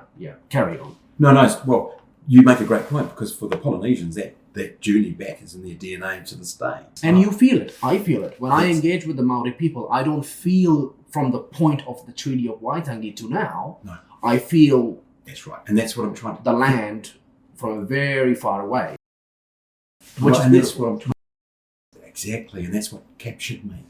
So then it became, how do we in a real way work together in that space? That's really what I'm saying. And the tools that are available are very limited because legislation sets you can have a committee, you can have this, or we can have that. So none of those are my ideas. So I did have to wear the label that I've somehow invented this idea. But they've been there, just never really picked up by any council, which was a challenge back from me to them because we knew what the consequence would be, didn't we? And if we know what the consequence would be, then don't we think something's wrong then? Either because you haven't followed it through or you don't want to pay the price of that consequence. But knowing there's a consequence means there's something broken. Because when Labour changed the law around the ability to petition to remove it, which is what happened after we decided to establish Māori ward seats, 50-odd councils established Māori ward seats. It has nothing to do with Taranaki, that's other areas realising the benefits of other elected individuals who made up those majorities of those districts, that a Māori seat at the table was a good way to move forward. So it's sad that we've been, in a lot of ways, taken back to this emotional space of division. I think, anyway. I can't speak for what's truly in the current government's heart, but for me, it doesn't help anybody. Right. Where do you see the current state of New Zealand is in terms of its culture, in terms of its the two groups engaging? Now we have a third group, the immigrants that have come in. So New Zealand's identity is shaping in a very different way. A lot of people are unhappy about that. Migration is going to be, I think, a surprising top issue in this general elections in November. I think how do you define and summarize the state of New Zealand today? I think we the people, it seems kumbaya-ish, but we the people need to hold the narrative, not those that we elect. Because there's a downside to democracy and political parties, and that is that to get elected you have to, because I did it, like I'm not trying to say I'm mightier than thou, you identify things that divide us to get elected by. And we as a nation should look to England as an example of how bad it can potentially go. And if we truly think we are a utopian, inclusive nation, then let's prove that. Let's actually find a way that we can track towards that, because at the moment we're not. We're following all that Trumpism, divisive, horrible stuff, and none of us, if we're really honest, like it. It doesn't feel right, does it? Because it is wrong, actually. It's very wrong. And so we need to communicate better. We need to be inclusive. And you said something earlier about the European feeling that we're becoming a minority. My son talks about that, and I've never looked at it like that because I don't sort of see it in that sense. Yeah, I think I understand him very well. I talk to a lot of white New Zealanders who feel that way, and I feel again it goes back to that overcorrection thing, right? His father's generation was like, holy shit, like, oh my god, we need to correct course here, and we need to figure out a way that we can coexist, collaborate. What does the treaty mean? If you look at the treaty principles that was activated in 1975, then you look at something like the Treaty of Waitangi. Paul Moon makes this argument that it was not a founding document of New Zealand. It is a document that was to solve some of the problems of that time. That's why 1952, 1954, the Crown established the democratic system and gave the powers to the Parliament to sort of govern the nation, which was the starting point of a lot of the mistreatment towards the Maori people and so forth, and this whole debate around the Maori version of the Treaty of Waitangi says this and the English version says that, and it's not translated the right way. It's I totally understand where he's coming from, and I think a lot of his feelings are valid as well. He's experiencing this overcorrection against him that he's not going to experience the right opportunities, the right wealth, or the right standard of living, or he has to see himself as less, right? I'm not saying that I know your son, but I'm just trying to create a picture of So I have two views on that. So one is, and I say to my son, the irony that I think is lost on a lot of us who have had that comfortable majority is the feeling of becoming a minority, and the irony that's lost is that that's how we've treated Māori since we arrived. Yeah. Now all of a sudden it's an issue for us. Yes. Oh, yes. the irony. And the other aspect I challenge within myself always is that have I fallen foul again of confirmation bias? Because I would read a lot of stuff now that I was on this journey and found depends who's saying something and who's writing something. I have to be honest enough to think we do have unconscious biases, all of us, everywhere. Yeah. And so if you go to another deep level of critical thinking within yourself, the ability to challenge yourself, am I only seeking confirmation, or have I really got an open mind and heart? Yeah. Yeah. That's crucial. It is. I get the irony, but at the same time, we don't want to do the things we did to the Māori people, to the white people. I think that would probably be a fair argument. And I'm not suggesting that, because manaakitanga through Māori would never do that. And so my mum made that Freudian slip, I call it that, to me when she said, maybe, this is way back in the time, maybe we're scared that Māori will do to us what we did to them. I think there's a lot Well, Mum, that's a big call to make on Māori, because Māori have been they've been the minority the whole time. Yeah. And my comeback to that fundamentally actually is that during the end times of my mayoralty, we did a peace walk over 3 days from New Plymouth to Parihaka. We basically over a 3-day walk, and it was a peace walk. And even though 80% of our district rejected the Māori voice at the table, I was still welcomed on to Parihaka by Māori with love and inclusion. And it touched my soul to the that. Māori people are different. They They are very are humbling, loving, very and different. inclusive. Very Even cool after people. all of what's happened. Yeah. So to suggest, I'm not used personally, but for us to suggest that maybe those things would happen to us, I think for me, is a flaw in my own DNA, in a sense, of my own way of thinking. Yeah. Because that's that individualistic way of looking at the world and my own ability to benefit me personally compared to a collective good of what's good for all of us. And I think my experience has always been that when I engage with Māori people, they don't express to me in any shape or form that they're victims. No. Or they're it's a very aspirational group of people who are very proud and very much, aware of who they are, even though they've been through so much beating in terms of the language and who they are. It's often the politicians and the different groups of people kind of create this image of Māori that is not reflective of the reality of who they are. That's right. White people do it, Māori politicians do it, and it's often just, I think, adds more misinformation in the mix.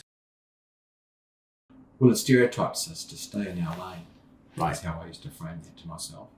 Because I think if I saw a Māori or a gang, I'd go, God, bloody Marys. Yet if I saw a European in a gang, I thought, broken family. Right. I never categorised us as a culture that's a cultural problem. Yeah. I would be able to individualise it to that broken family. Yeah. But if a Māori did it, I put a whole people into that. That's my personal ignorance, and that's part of what I had to challenge myself to realise that that's not fair or right. And you do, I've used to do that to all cultures. Yeah. Just like yourself, I got into politics, I think, after the pandemic. I lived a life of the best of democracy, that is a system that allows you to get on and do whatever you need to do. The government is not in your house. The government is not in your business. The government is not in your life. You're living that life. And when that pandemic happened, I realized how much the government has creeped into my house and my business without me even realizing that they have done that. Right? And I was very angry. I was like, we need to go burn this fucking building down, the beehive, right? But that's not in my nature. I'm more an intellectual type of person. I like to fight back. I've had my troubles with the New Plymouth District Council, with the business partnership that fall apart. My response to that was, if you don't want to settle, I will wage war on you using my position in this attention economy and break down your trust in the public over the next 20 years. And I have declared war on them, and I will continue that war, right? So I'm not. I just want to be very clear in saying I'm not a violent, and I don't encourage violence. But that's how angry I was, realizing that the government. Anyway, long story short, it made me realize the entity that engages in the most unlawful activity is not the gangs. I'm not simplifying gangs here. They're bad. Terrorism is bad. But the government is the one that engages in the most unlawful activity ever.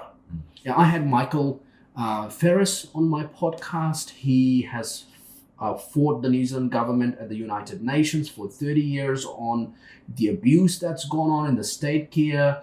He told me the gangs were born out of state abuse. State care abuse is the originator of the gangs. That the government takes a position that the gangs are bad and we're good people and we'll keep you safe and we're going to go hard on crime. But you started it. It's you. The difference between you and the cartels, right? Yeah, I get your point. Yeah. Anyway. What's the alternative, do you think? Because I hear what you're saying. You think of society, humanness, countries, people, collective. How do we have a system that works? I think before I get into that, I think one of the big issues that's kind of lead us into abuse of power and unlawfulness is the lack of accountability. It's funny. I make this ironic joke with kids, and I have done it enough to realize, fuck, this is actually real. And I say to kids all the time, get into politics. You'll be famous. You'll have book deals after you come out. In New Zealand, it's politics, rugby. Those are the top two. And you will have a lot of power. You can impose your vision onto a large group of people. And if you do fuck up, you don't go to prison. You won't get charged. That's it, right? And I think that's a problem in some ways, that there is a lack of, when was the last time I asked this to someone on my podcast? When was the last time a politician who made a policy decision that impacted negatively to a large group of people was charged or dismissed or removed or gone to prison? If you and I run a business and we don't pay our taxes or we try to evade taxes, you and I will be sharing a cell in the prison very quickly, right? So the journalists will write stories about us. Oh, look at this guy. This guy's business got bankrupt, or he's bankrupt, or he's liquidated. Blah blah blah blah. The financial institution won't lend you money. It's pretty hardcore. We live and breathe by the responsibility of that accountability, the consequences of the decisions that we make as business people. But in politics, there's none of that. I guess they would draw the line. I hear what they would say is that that's a private entity versus a public entity, and the challenge you may have if that crossed to the public is would people get involved in doing it because of the risk? People will do it in a much more better way, where you don't abuse power. Well, the problem that I'm not arguing with you particularly, but the challenge around that, as I would say it, is that what someone might say was the right decision, someone else could say was abuse of power decision. And so how do you manage those two views of life? You do it through an election. Okay, let me rephrase it. We'll get back to the election bit. We have the United Nations. Yeah. That holds nations accountable. Yeah. You can't get away. But I think maybe the issue is that United Nations hasn't done a good enough job to keep governments accountable. You can argue a lot of the things that Benjamin Netanyahu is doing, right? That a lot of people are not happy, but it seems like you can just do whatever you want, right? Well, so maybe it's a United Nations issue. Well, they are toothless, I have to say, because in my experience that is because I did write to them around Māori Ward, this ability to petition and remove it, when New Zealand signed up to the rights of Indigenous people, and was told that we're a sovereign nation and fundamentally they can do that sort of stuff. Yeah. So I'm not dishing what your point is. Yeah. I agree with you. The trouble is, from my experience now, the United Nations is more of an imagery thing than an actual thing. It is, and the imagery thing is very interesting because when I talked to Michael Ferris about his journey of taking New Zealand government to the United Nations against, abuse in the state, turns out 200,000 people, 30,000 alive today, were abused in that system. And we've spent $171 million writing a report about how we fix that. So when he applied to the United Nations, and the United Nations Court of there's a specific court replied back to Michael Ferris saying, yes, we're gonna take your case against the New Zealand government. Okay. And the imagery piece was very interesting because the New Zealand government fought that very, very hard. They hired a team of 20, 30 people to work on that case full time against a man who runs a charity, who's just him by himself behind a computer. And the United Nations going, yep, we're going to take your side on this one, and we're going to ask the government to respond. And the government fought it really hard because they want to protect that image. Why is the New Zealand government, people like David Seymour and Winston Peters brag about the media is fake news, we shouldn't be funding media. Why are they not funding independent journalism? Because they want to control that. They want to control the media, and they want the media to, because they know that if the public start listening to stuff like this, it's going to change a lot of the perspectives, not in favor of the government. Right? Yeah, it's an interesting landscape we're experiencing, aren't we, with the media shift and podcasting, etc. It's interesting you say that because we've lost the 6 p.m. news, right? Who watches that? Yeah, well, that's right. But you can be, not you personally, obviously, but we as people can be. I think we might fall into traps of just staying in our silos, so we just constantly get our confirmation bias. Yeah, that's where I see a challenge. It's an interesting space. I don't have the answer, to be honest with you. Yeah. Because I often debate with people who follow certain news channels or podcasters. Have you ever gone to the other side? Just, they say, I can't. And I go, but why not? Are you not inquisitive to hear someone else's perspective? Because surely you'd lose the ability to critically think about it overall to find where you really sit. Yeah. Otherwise, if you fed the same thinking every day, all the day, do you not think you become a little bit... Yeah, I think that the way that I try to solve that problem is I try to get people on my show with different perspectives, different sides of the aisle. So my audience don't have to go somewhere else. They can make their own mind up. Yeah. They can get different information on my show. Somebody can come in and say, well, I'm this, and somebody will say, I'm on that side. Right. And that's what I personally enjoy. Which is becoming increasingly hard because a lot of people self-cancel themselves. They don't want to appear on the podcast because they don't want that criticism. I invited the new CEO of Ara Ake, this new energy thing, and I was like, well, we're gonna, I don't want to give you a platform where I just prop you up because you're taking $70 million of taxpayer money, you're doing all this energy transition thing, but we still have fuel crisis. Where are the hydrogen trucks and trains that can carry our fuel and our logistics that you've been working on for the last 10 years? We've given millions of dollars to Herunga Energy, this supposedly hydrogen startup. Where is the return for the public, right? You need to front up and talk. They're like, no, we're busy. We don't want to come on the podcast. So people do that a lot. If you look at everybody in government, except from Winston Peters and Chris Pink, the Minister of Defence, and David McLeod, everybody else has said no. Okay, that's sad. Because what they're doing is they're saying, well, is this of my interest? No, so that's right. I have more respect for somebody who holds their view and shares it as a vote. I don't have which is the great thing about you. Well, I'd rather you hold your view. You don't have to agree with me. I'm just sharing you my view. Exactly. But I don't want to, and I'd go anywhere to talk about it. Yes. Because I've lots of people that don't agree. And that's fine too. Yeah. Because fundamentally, that's how surely better decisions are I think that's a formed. very fundamental piece of democracy. If you lose Absolutely. that and you start to create a culture around conformity, cancel culture, banning people from engaging in a certain thing, surveying them. Which is why representative democracy is the best thing. Yeah. So you can't cancel out that voice. It Yeah. should be there. Yeah. That comes back to my fundamental belief of the Māori would say. Should we take a break and a couple of minutes break and then sort of come back and carry on the discussion around the state of the New Plymouth District Council, the upcoming elections, your views on that, and just sort Sounds of carry on? Awesome. Okay, we'll be right back to the mic. Get council. Okay. All right. We're back. Carrying on.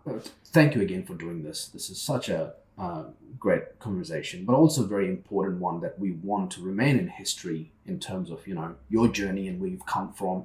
And it's nice to cover it all in 3 hours. I think we live in a world of sound bites. That's true. And people see you through all sorts of different lenses, but now people can hear from you directly, on the show.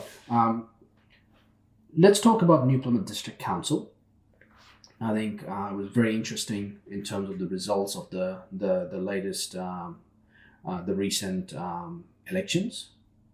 It seems like there was a massive cleanup of the progressive councillors, and a big issue around the almost cartel-like behavior of increasing rates to 30%, 40%. And I have my questions about that.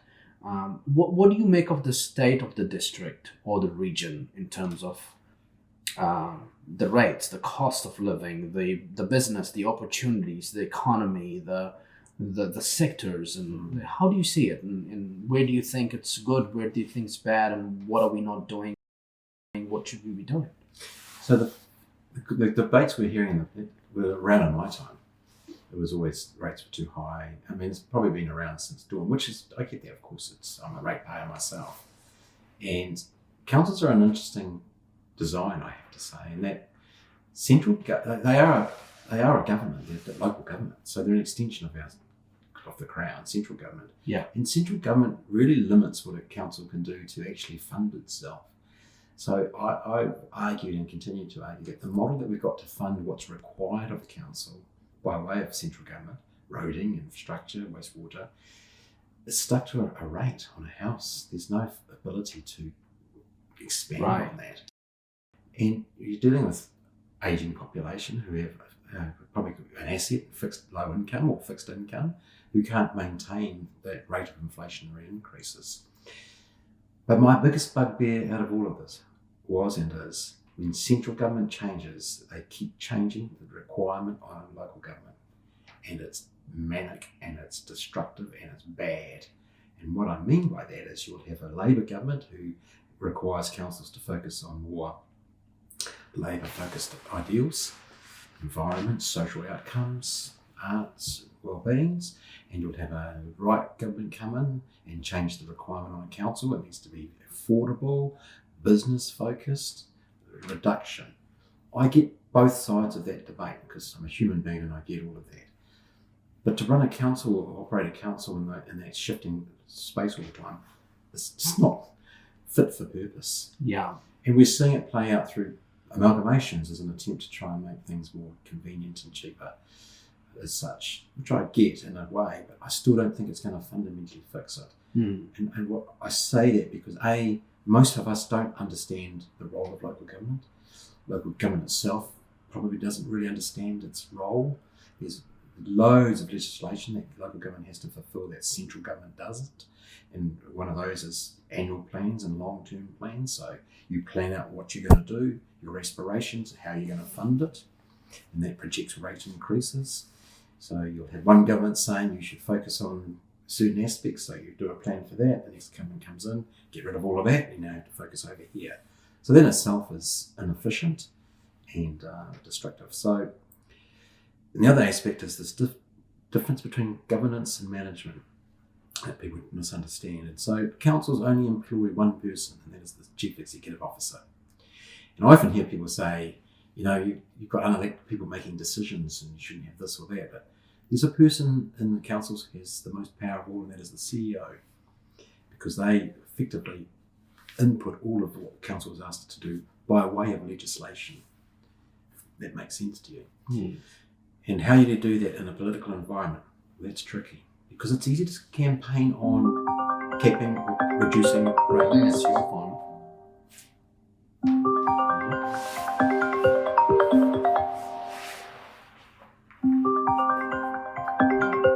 It's my phone. Sorry. No, mine's off. Sorry, my phone. It was ringing on my computer for some reason. I think my phone's connected on my computer. My apologies. Carry on. You had to mention the COVID. I can guarantee you someone's listening to this. Carry on. So when we get elected, and I'm generalising, which is unfair, but it's from my experience of 9 years, most of us don't really know what we're coming into. It takes a good term or two to truly understand, because it's a unique beast as such. Mm. And so not just New Plymouth Council, but most councils are dealing, I think, with issues that have been that proverbial can kick down the road over many years. Mm. And then you're in inflationary pressures like the oil and gas, because we talk about rates should only go to the rate of inflation. Well, there's two measures, and councils have to, by law, use the inflationary rate that's the sector's rate, which is the local government rate of inflation. If you're going to use the domestic rate of inflation, you have to prove to the Auditor General how you do that. Now, the increase in bitumen and infrastructural costs, it's a cheeky saying, but often the sector would say councils don't build roads out of wheat bix. So the two cross comparators are different. And so we talk percentage increase, which is real dollar terms, becomes an issue. Where are you going to get that money from when those requirements have increased? You remove the requirement of water infrastructure for safety. Makes sense. Where are you going to get that money from as a council? There's no votes and putting the rates up. And I've got somebody over here saying, vote for me. I'll get it down. Everyone's going to go over to that, aren't they? And I did that too. I thought that was that simplistic. I just thought, what's wrong with these councils? Are they not listening? But if we go back, every council, they've all been accused of the same thing. So there's something actually wrong. And so it's not to be a doomsday. There's got to be a better way, I say. And so fundamentally, that is, how do we fund local government infrastructure? Yeah. And so one of the irks that I had is the government charges GST. That's a tax on a tax. Mm. The government takes that cream off the top and has the audacity to tell councils to cut their cloth. We'll give us the GST back. Because at the same token, you're telling councils to meet certain requirements of infrastructure, where the only way to get that money is through rates. Mm. You have GST, you have other sources of income. Councils don't have that ability. And so it becomes quite a simplistic kicking place for politicians of central government to deflect away to local government. Yeah. It becomes very dysfunctional in my view. You wouldn't run a business like this at all. And so you would have you'd see good people that have been on councils come and go, because from experience, you think this doesn't have to work like this. It's a good point. It's almost like there's no solution to this, but I feel like maybe we should explore the idea of becoming a republic.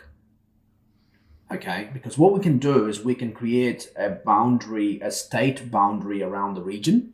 Mm. So the region becomes a state, just like in America, a state is actually a government of its own. Yeah. Then you start to create a lot of boundaries around the oil and gas income.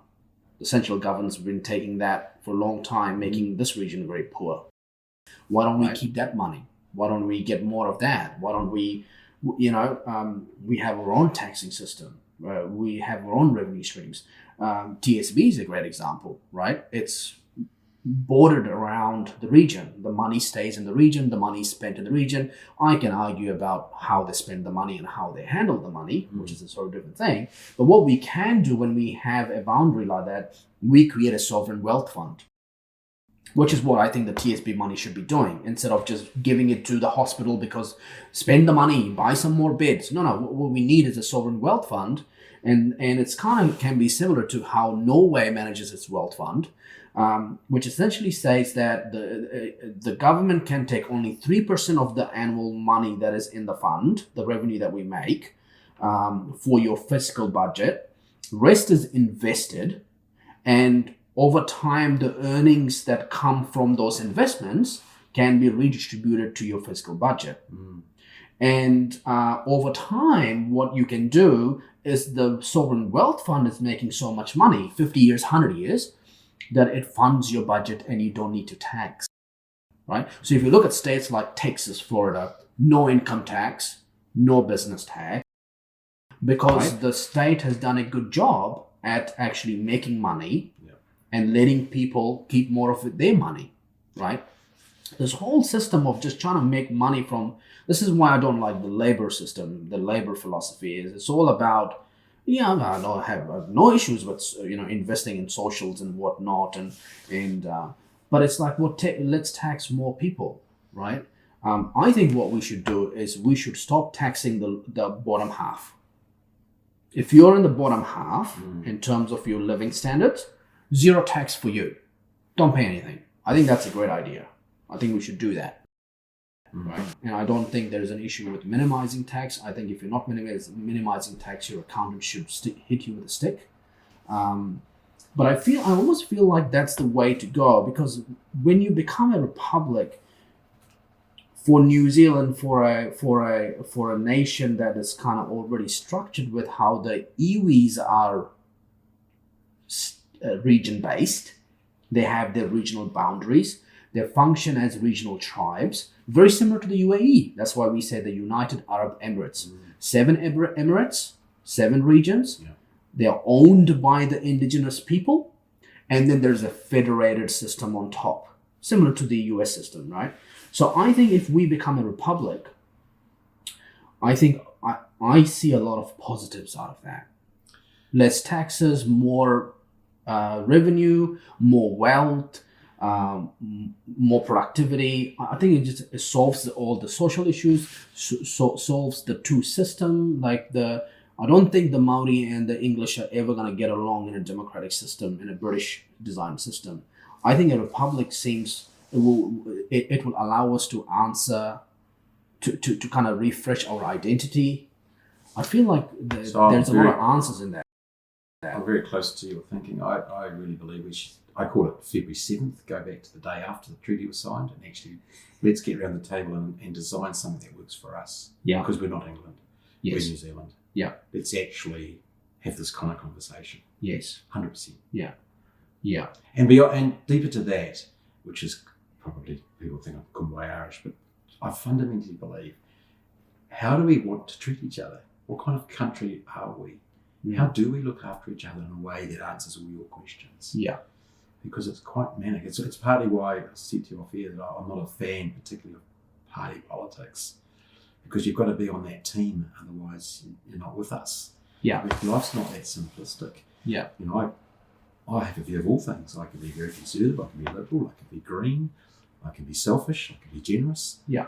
And so how do we find a way that works the best? Yeah. And I don't think party politics is the way. Yeah. MMP is a good start, I guess, because we're now seeing some other views at the table. Yeah.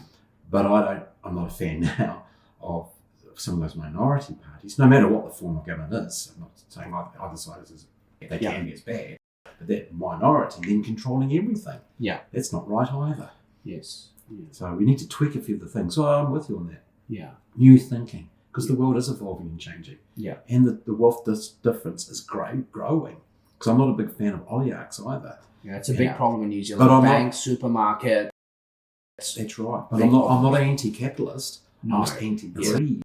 So just all of the stuff, I'm not anti-supporting somebody, but I don't want people to be lazy. Yeah. So how do you find a way? Just go hang out in the boardrooms of the people who run the TSB bank, the toy foundation. They're very greedy people.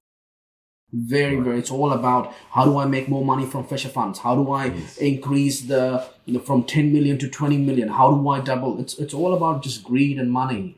There's a lot of that there as well. Whereas there's not a lot that is going back into the people who own it.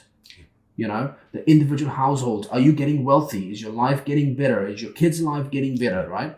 No, it's going backwards. Exactly, and that creates more problems for society. Yeah. You're seeing the homeless. Yeah.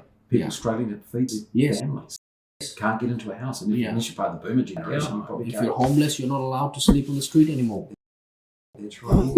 But that's not the New Zealand I was born into. Yeah. So it's a symptom of a bigger problem. Yeah. But to your question about New Plymouth Council, What do you think of the mayor? Well, I don't really know the people, and I seldomly comment on those that fulfil what I've been there. I just know how hard the job is. Yes. So I have a great deal of sympathy for people that come in with a view of how it perhaps can be and how I can change it. And you hit these constant walls of bureaucracy. Yeah. And that can become in some ways disheartening and challenging because you are only one vote, you need the majority, you have no actual authority over councillors as such. They're individually elected, so they are free to, they're like many political parties in their own right. So there's team building dynamics, there's issues of the day, you're picking up on the decisions of those that went before you, you're leaving your decisions for the next lot that replace you. Yeah. You are not necessarily skilled in the areas that you're making decisions on. In fact, that's a big bugbear of mine. I felt very uneasy at times. We were making massive infrastructural decisions. I mean, I'm an optician, I don't know about wastewater treatment plants. I have to take the advice of the officers as being correct. And so that in itself, I mean, they're good people, don't get me wrong, but I'm always about due diligence, so I always wanted to peer review things so that our decisions are based on all the information. And part of your job is to select the right CEOs. That's your job. And I dealt with Gareth Green, and I was like, this guy's terrible. This guy's awful. Well, they're political appointments in their own right, so it's challenging. And now you have Steve Ruru running 2 different councils.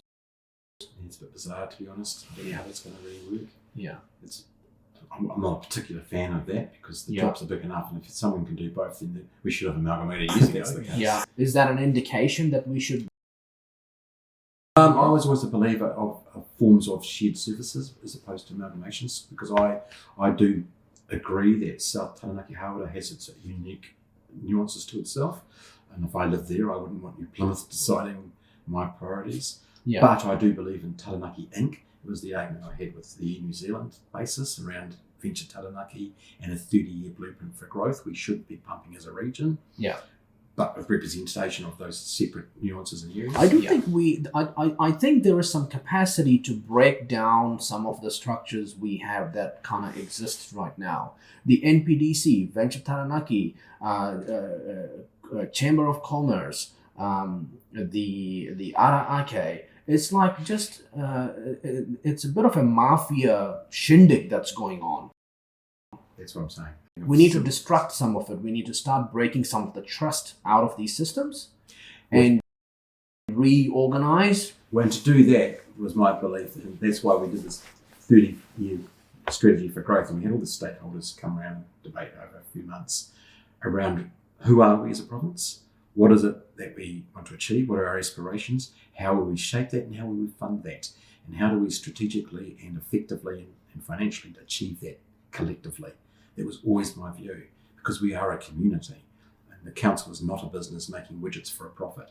And so because we're a community with all the nuances that you and I have discussed, what's the best way for us to do that as a collective that works? And so that's my fundamental belief of what a council role is, given that the government needs to be held to account for its lack of support to government, local government. And they have the audacity to kick local government around when they ignore the very thing they're accusing local government of. They don't stick within their budgets. They don't follow plans. It's the utmost of politics, which I get, of course. But most people don't kind of fully get that, and we get treated similar to central government without realising you don't have anywhere near the ability to do those things. You are in a legal box of what you can and cannot do. Yeah. And there's reasons for that, and I would suggest, and I'm part of that, even as the system right itself, you've got lay people making massive decisions.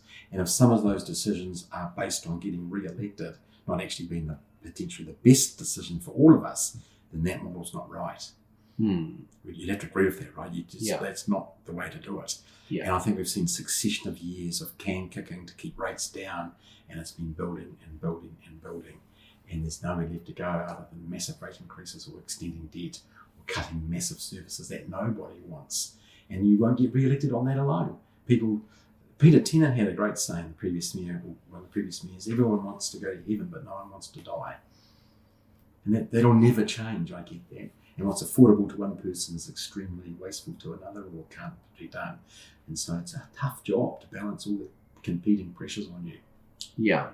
And remain true to what you campaigned on, getting new information and having the ability to change your view. And I will support someone that does that because I've lived that. Yeah. And my analogy to that is, do you really want people that are so stuck that they would never change with new information? Yeah. We none of us live our lives like that. How often do we change our mind because we thought, I didn't know that. No, I'll get the other model now that I know that. Yeah. Oh, but you said you were going to get that one. I wouldn't have voted for you if you were just going to change your mind. Well, I've seen new information. No, you're the same as the rest. Yeah. Go past and go and do some deeper research. And can I just come back to a point you made around with COVID? For me, as a New Zealand citizen, we all went through it, and they've had reviews. The bigger review that I don't think we've had that I'd love to have is society. How much authority should we give any government on us? Yeah. Well, it's tricky, isn't it? I think they have too much power on us, and we need to reduce it. Is my moral of that story. It's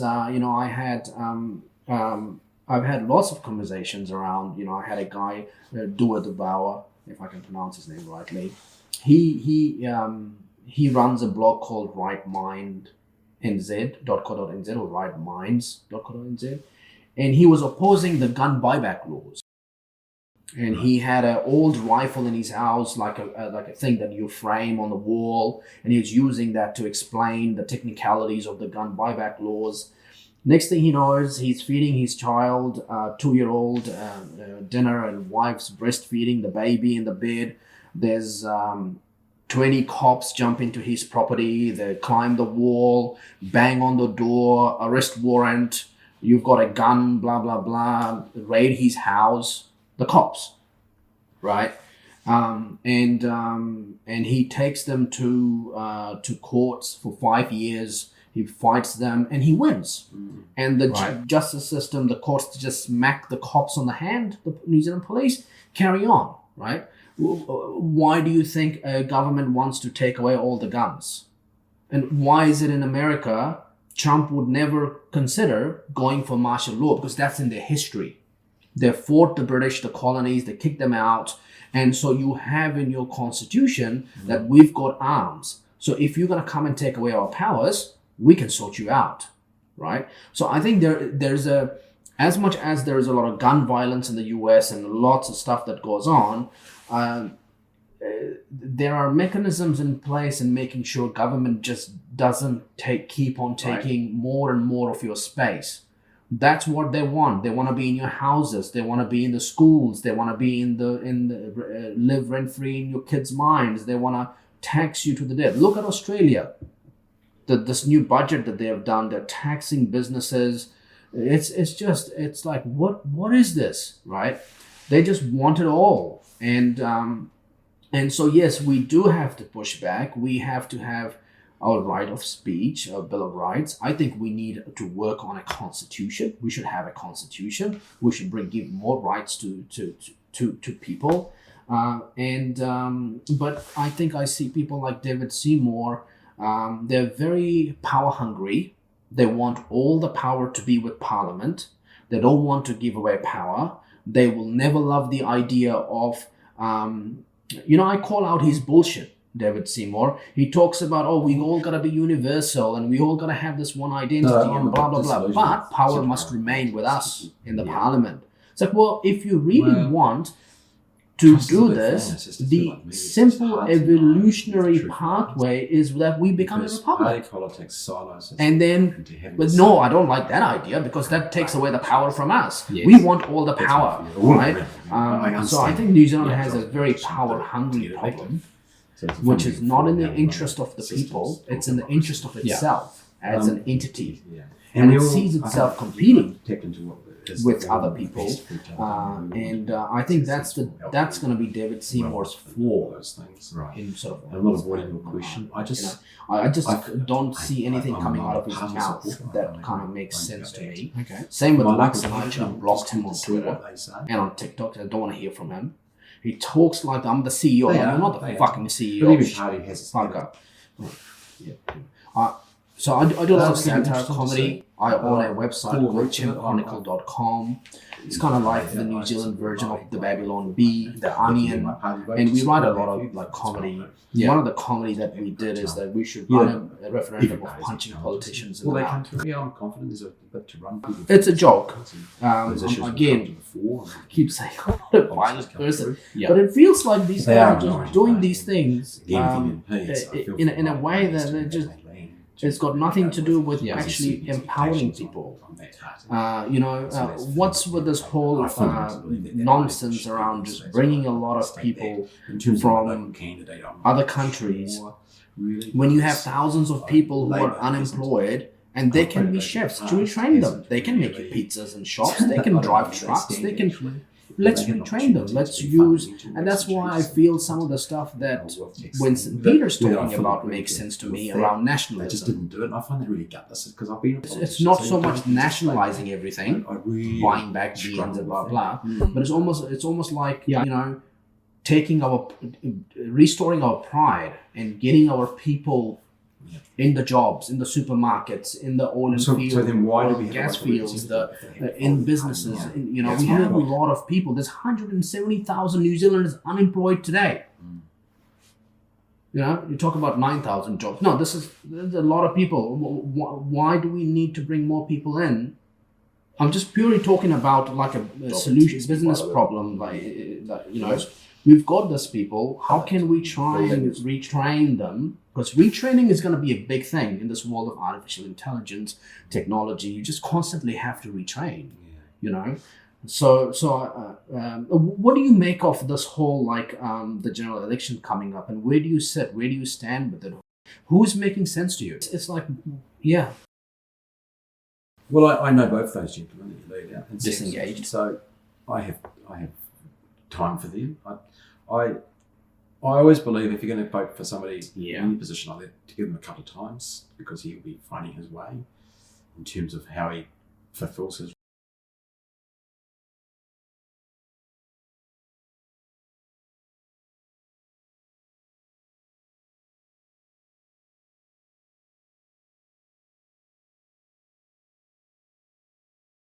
No, I hear that, but he's having to work within a system that he didn't design. That's called the party politics.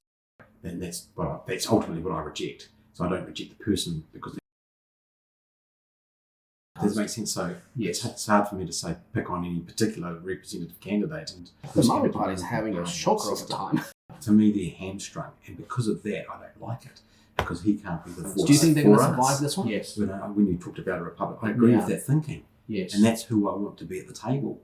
I want my local voice to take my issues where I live to that table, to have influence, not be that voice, to be part of their voice back to us. Yes. Where I've got no real say on that. Yeah.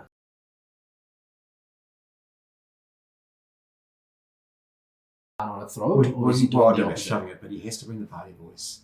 Right. That's his job, and so is the same for whoever in any other area. That's what they've got to do. Right. And if you cross the floor, so to speak, or go against it, then you probably won't be selected. You won't be the candidate. You'll certainly be low on their list. And so then it becomes, without sounding conspiratorial, who's driving the narrative of those parties?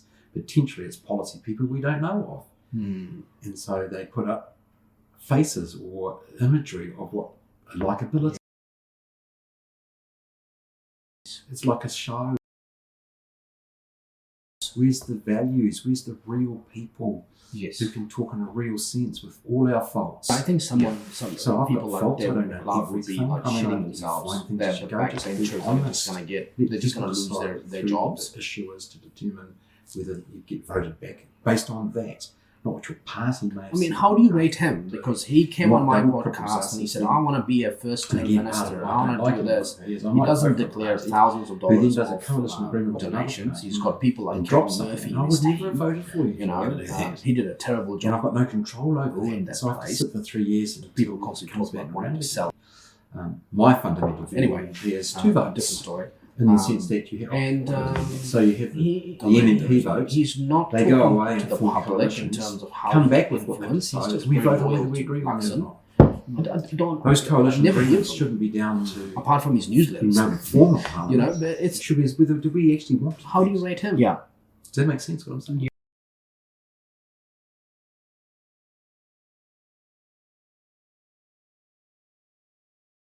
If we don't like it, And sadly, most people disengage. This is David's. which is I I get embarrassed. in You New see Zealand these culture. silly I take a ads lot. they do. Labour was calling people names the other day. I on don't train. accept it because it feels like it's always like, So oh, give us childish. 3 more terms. When You people know, are well, actually come on. really hurting. Yes. All the adults, please stand up. Yeah. Right. Yes, you did say that before we right. started the podcast. Yeah. Yeah.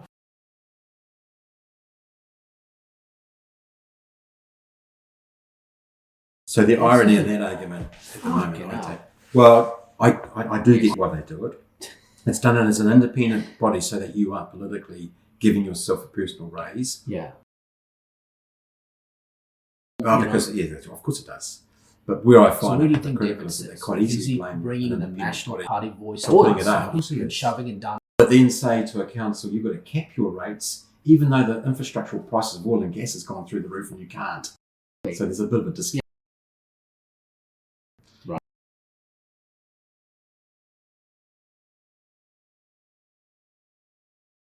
Correct. And that's what hurts. That's where I would agree with you. That's what's wrong. Yeah, it's rubbish.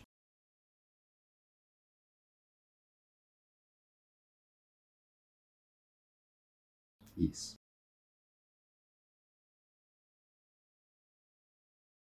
They use these candidates as proxies It's like the actors to of the harvest show. votes.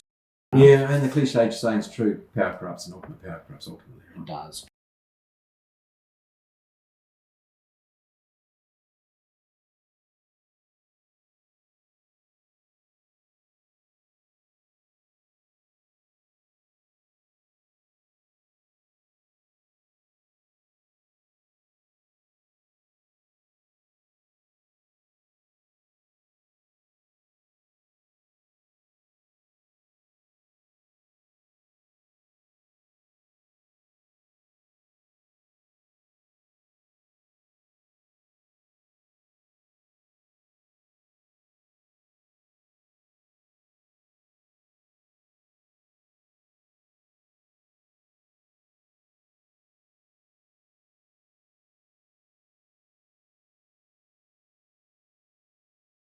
During my Mayoralty time, I did with my optometry side. Yes, it does, Well, no, it does. obviously we opened a sister city in China. But it's almost like we have And to kind of so consume and engage that in the tapped system the into way my it sense is. of being a minority Uh-huh. because I got really Chinese people. They do.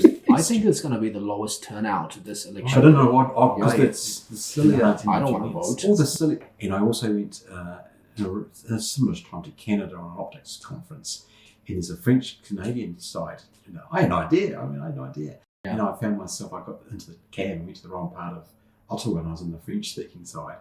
Yeah, And there's a lot of. Oh, And I don't French understand this Canadians whole had bullshit to come to around the the English side. authority Yeah. that I decides thought- that two things politicians I thought, deserve a A, I raise. don't know that, but B, here's two systems Yeah, working. you know, it's like, well, how do you So make we- sense of it? so I You thought have myself, these politicians certainly, cutting yes, to your people's point, just a bit of pays advice on and that. jobs, Keep us all safe, saying all that we need included, to save and money at respect all each other. costs, and we are giving them more money.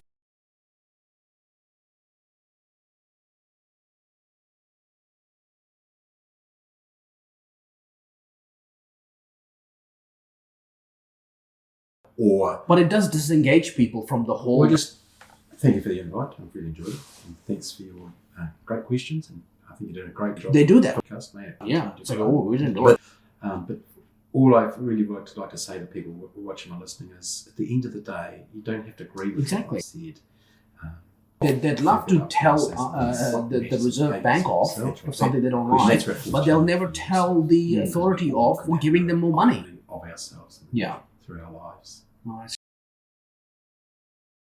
You kind of tell My that son you know, teases these me, people are I not said, I'm in just on Facebook. He said, politics for you. Just They're ask in me it in for agreement. themselves. It's the best place for you. They make good money. So I'm Jacinda doing did this it on when she told me to stop running my business for 30 days and make no money, she took a 10% cut on salary. Okay. You know. Hey, getting back to you and wrapping it all up, in your journey of kind of like personal journey of awakening and things like that, did you go and spend time in the UK, England, Scotland, Wales? Did you think that if I'm just thinking like, because I think DNA is an interesting one, is, I did not do the silly mistake of coming to New Zealand, and I try to teach my kids about this, that don't fully become a New Zealander because your DNA is so much awakened up to like 1,000 years. Yes. And when you go back to certain lands, you feel it because your DNA has that information. Yeah. So did you travel to the UK? Did you spend time there? And how did it feel to you? Was it awakening some kind of your own indigenous? During my Maori time, I did, with my optometry side, I did a couple of jobs. One of them at the Maori, we opened a sister city in China. Yeah.